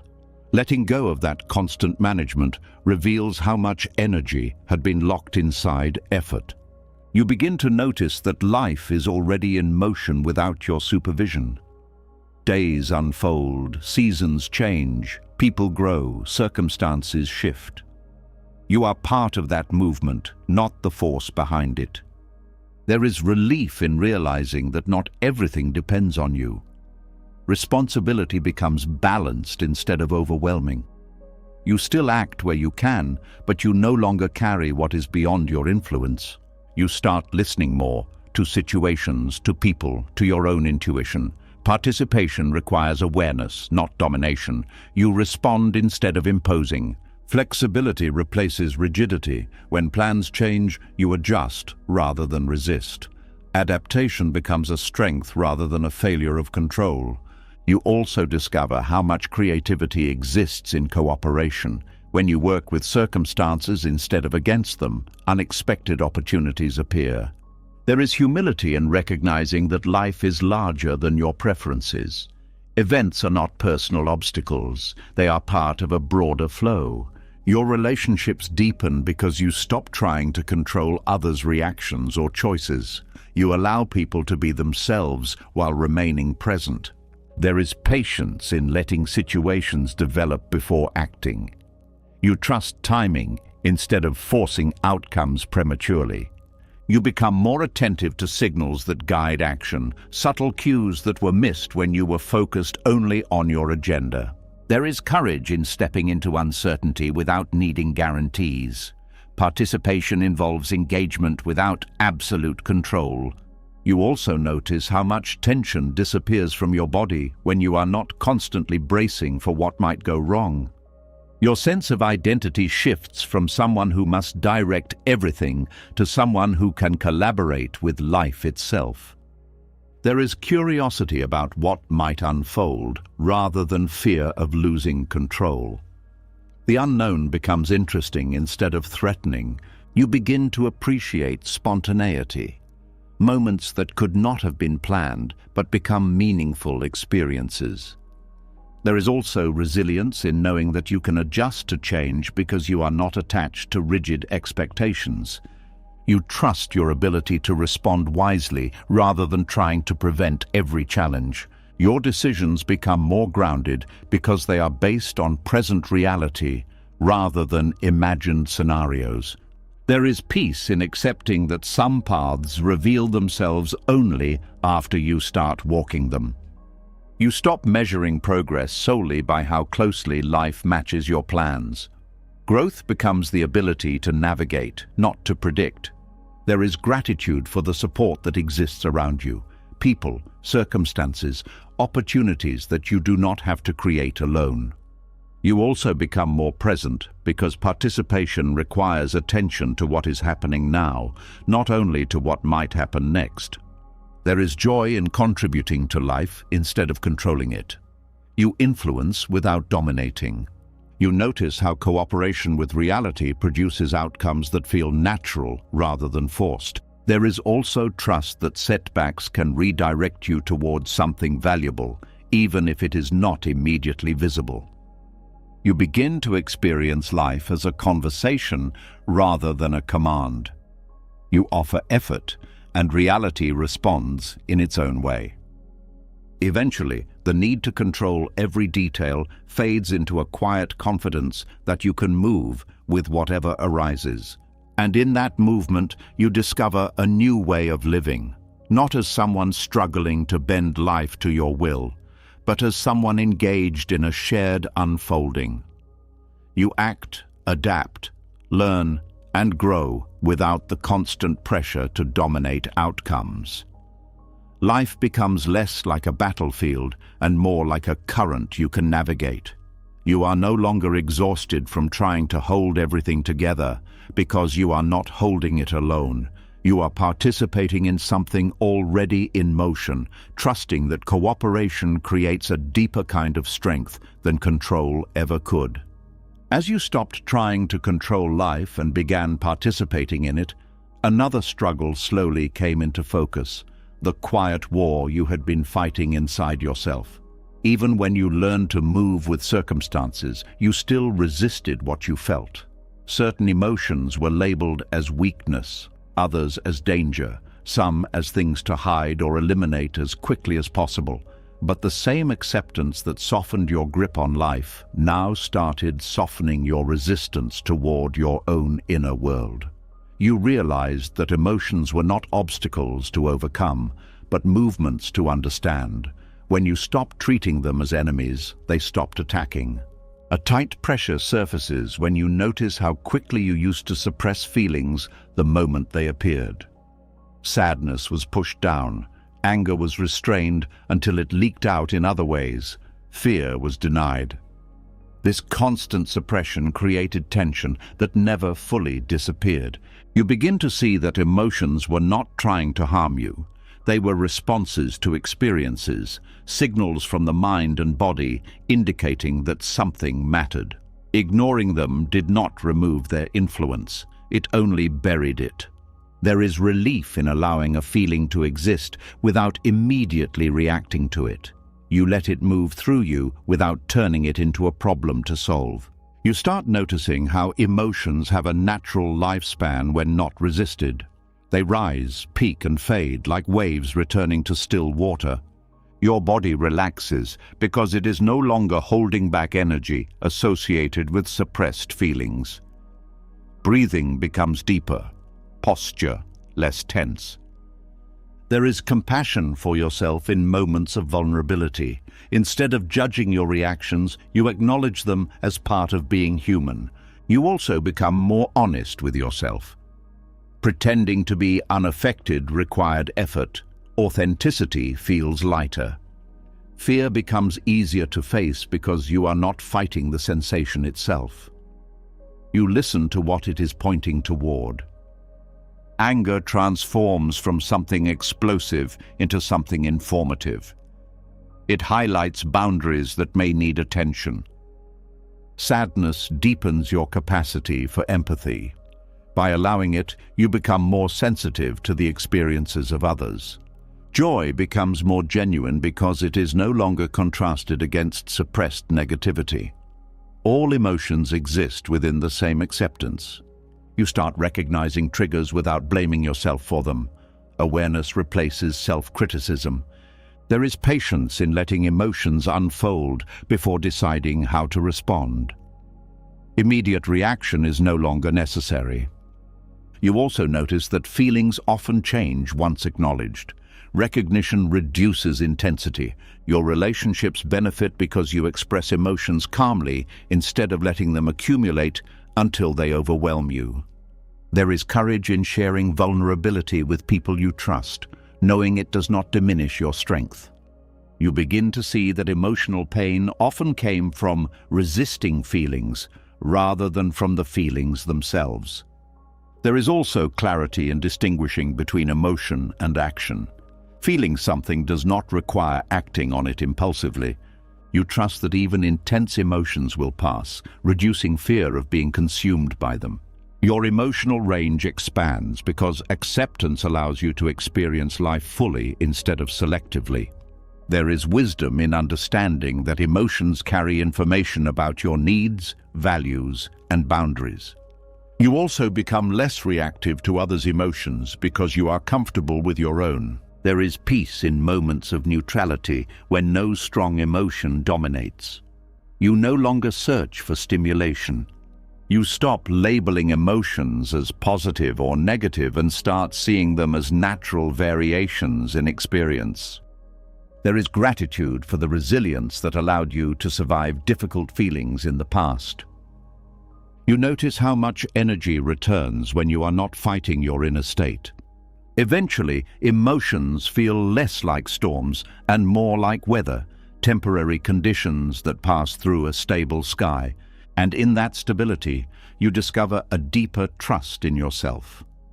You no longer fear what you feel because you know you can hold it without being overwhelmed. Acceptance transforms your inner world from a battlefield into a landscape you can move through with awareness and care. Emotions come and go, leaving insight instead of damage because they are allowed to complete their natural course. You are not at war with yourself anymore. You are listening, learning, and living with a quiet confidence that nothing inside you needs to be defeated in order for you to be at peace. As emotions stopped feeling like enemies and began revealing themselves as passing signals, a deeper realization quietly emerged. For so long, you believed healing would begin later, when life became easier, when people understood you, when circumstances finally aligned with your hopes. You postponed peace, convincing yourself that you needed a different environment before you could feel better. But acceptance showed you something unexpected. The moment you stopped resisting what was already here, healing had already begun. Nothing outside you needed to change for that process to start.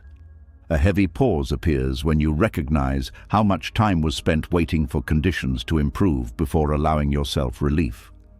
You told yourself you would rest after things settled, forgive after apologies came, move forward after closure arrived.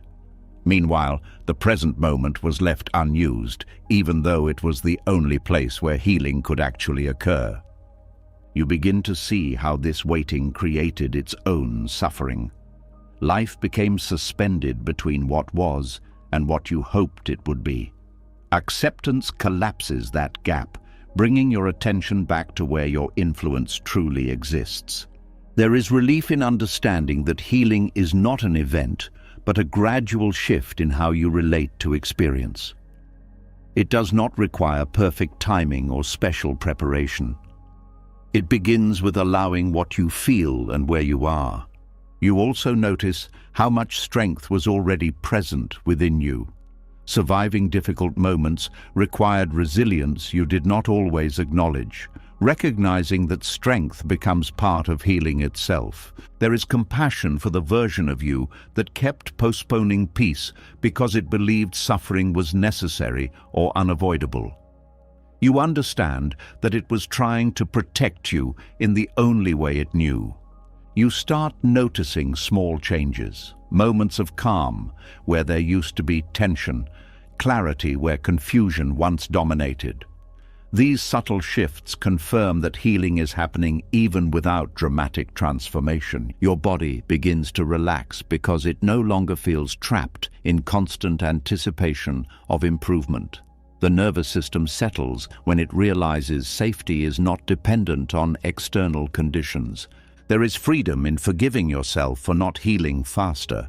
Growth unfolds at its own pace, and acceptance allows that pace to be enough.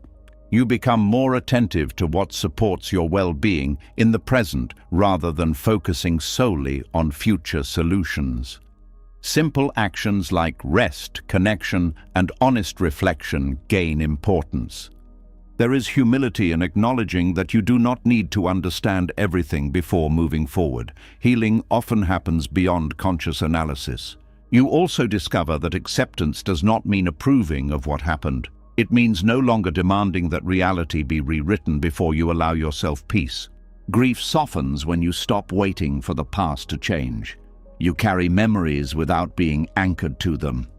There is trust in your ability to continue healing even when setbacks occur. Progress is not erased by temporary difficulty. You start noticing opportunities for growth hidden within ordinary experiences. Every moment becomes part of the process rather than an obstacle. There is courage in facing unresolved feelings without postponing them. Avoidance loses its appeal when you realize healing requires presence. You also become less dependent on validation from others. Your recovery does not require universal understanding. There is gratitude for the present moment as a place where change is always possible, regardless of circumstances. You notice how your perspective shifts from asking when healing will happen to recognizing that it is already underway. There is patience with yourself during difficult days, knowing they are part of a larger movement toward wholeness. You also begin to experience hope not as expectation, but as quiet confidence that growth continues even when invisible. There is relief in releasing the belief that you must fix everything before feeling better. Improvement and peace can coexist. You become more open to support because you no longer feel you must wait until you are stronger to accept help. There is stability in knowing that your inner environment can become peaceful even if the outer one remains unpredictable. You also discover that healing is not linear. It moves in cycles, revisiting old pain with new understanding. There is joy in recognizing moments of genuine ease that would have been dismissed before. Small victories matter. Eventually, the need to delay peace dissolves completely. You stop measuring readiness and simply allow yourself to move forward from where you stand. And in that acceptance, you realize that healing was never locked behind better circumstances. It was waiting behind resistance, ready to unfold the moment you stopped arguing with reality. Life may still contain uncertainty, unfinished stories, and unresolved questions, but you no longer require everything to align before allowing yourself to feel whole. Peace begins now, not later, because now is the only place where change can truly begin. As you realize that healing did not require better circumstances to begin, another perspective quietly unfolded. The belief that life had been working against you started to loosen. Many painful experiences once felt personal, as if the world had singled you out for difficulty. But acceptance revealed something different. Events were not attacks, not punishments, not evidence of unfair treatment. They were movements within a larger system that did not revolve around you at all. Life was not against you. It was simply unfolding without guarantees, without control, without personal intention. A heavy story begins to fade when you stop interpreting everything through the lens of injustice. You notice how often the mind tried to make sense of pain by assigning blame to life itself. This narrative kept you locked in resentment because it assumed there was an opponent. You begin to see how much suffering came from personalization. When something went wrong, it felt targeted, as if it meant something about your worth or your fate. Letting go of that interpretation brings unexpected relief. There is calm in recognizing that many events occur due to countless factors beyond anyone's control. Timing, circumstance, other people's choices, randomness, forces that are not coordinated against you. You start noticing how neutral reality actually is. It does not favor or reject. It simply moves according to causes and conditions. There is humility in accepting that you are part of a vast process rather than the center of it. This reduces the pressure to explain everything in personal terms. You also become less bitter about the past. When experiences are no longer seen as deliberate harm from life, resentment loses its foundation. There is compassion for others who are also navigating uncertainty without control. Everyone is moving through the same unpredictable environment. You begin to interpret challenges as situations to navigate rather than injustices to protest. Action replaces complaint. There is peace in releasing the expectation that life should follow a fair script. Reality was never designed to match human preferences. You also notice how much energy returns when you stop fighting an imaginary adversary. Life becomes something to engage with, not resist. Your perspective on success changes as well. Positive outcomes are appreciated without assuming they were earned through perfect control. There is patience in accepting that unpredictability is not failure, but part of existence. You become more attentive to what can be influenced in the present instead of dwelling on what cannot be changed. There is courage in facing uncertainty without interpreting it as hostility. You also discover gratitude for neutral moments that were previously overlooked because they did not fit the story of struggle. Relationships improve because you stop projecting frustration onto others. You see their actions as influenced by their own circumstances rather than as personal attacks. There is resilience in adapting to change rather than resisting it. Flexibility becomes a form of strength. You start trusting that meaning can be created even when events themselves are neutral. There is relief in realizing that you do not need to take everything personally. Not all outcomes are reflections of you. You also become more curious about life's unfolding because it is no longer framed as a battle to win. There is balance in accepting both pleasant and difficult experiences as parts of the same flow. You notice how fear decreases when you stop expecting hidden threats behind every challenge. There is wisdom in understanding that neutrality does not diminish the impact of experiences, it clarifies them. You begin to live with less defensiveness, open to what arises without assuming danger. There is appreciation for the unpredictability that also allows for unexpected joy. Eventually, the story of life as an opponent dissolves completely. You stop measuring events by how fair they seem and start observing how they move. And in that observation, you discover a profound shift. Life is not a force working against you, but a fluid process you are part of. It does not promise ease or difficulty, reward or punishment. It simply unfolds. Without the burden of seeing it as unfair, you meet each moment with openness rather than resistance. You navigate instead of defend, respond instead of resent, participate instead of withdraw. In this neutrality, there is freedom. The freedom to live without the constant belief that you must overcome life itself just to find peace. When you stop resisting reality, life does not suddenly become perfect, but the war inside you ends. The need to control everything softens. The fear of the future loses its grip. The past stops replaying like a wound that never closes. You begin to see that peace was never hiding somewhere else. It was buried under the tension of fighting what already is. Acceptance does not make you passive. It makes you clear.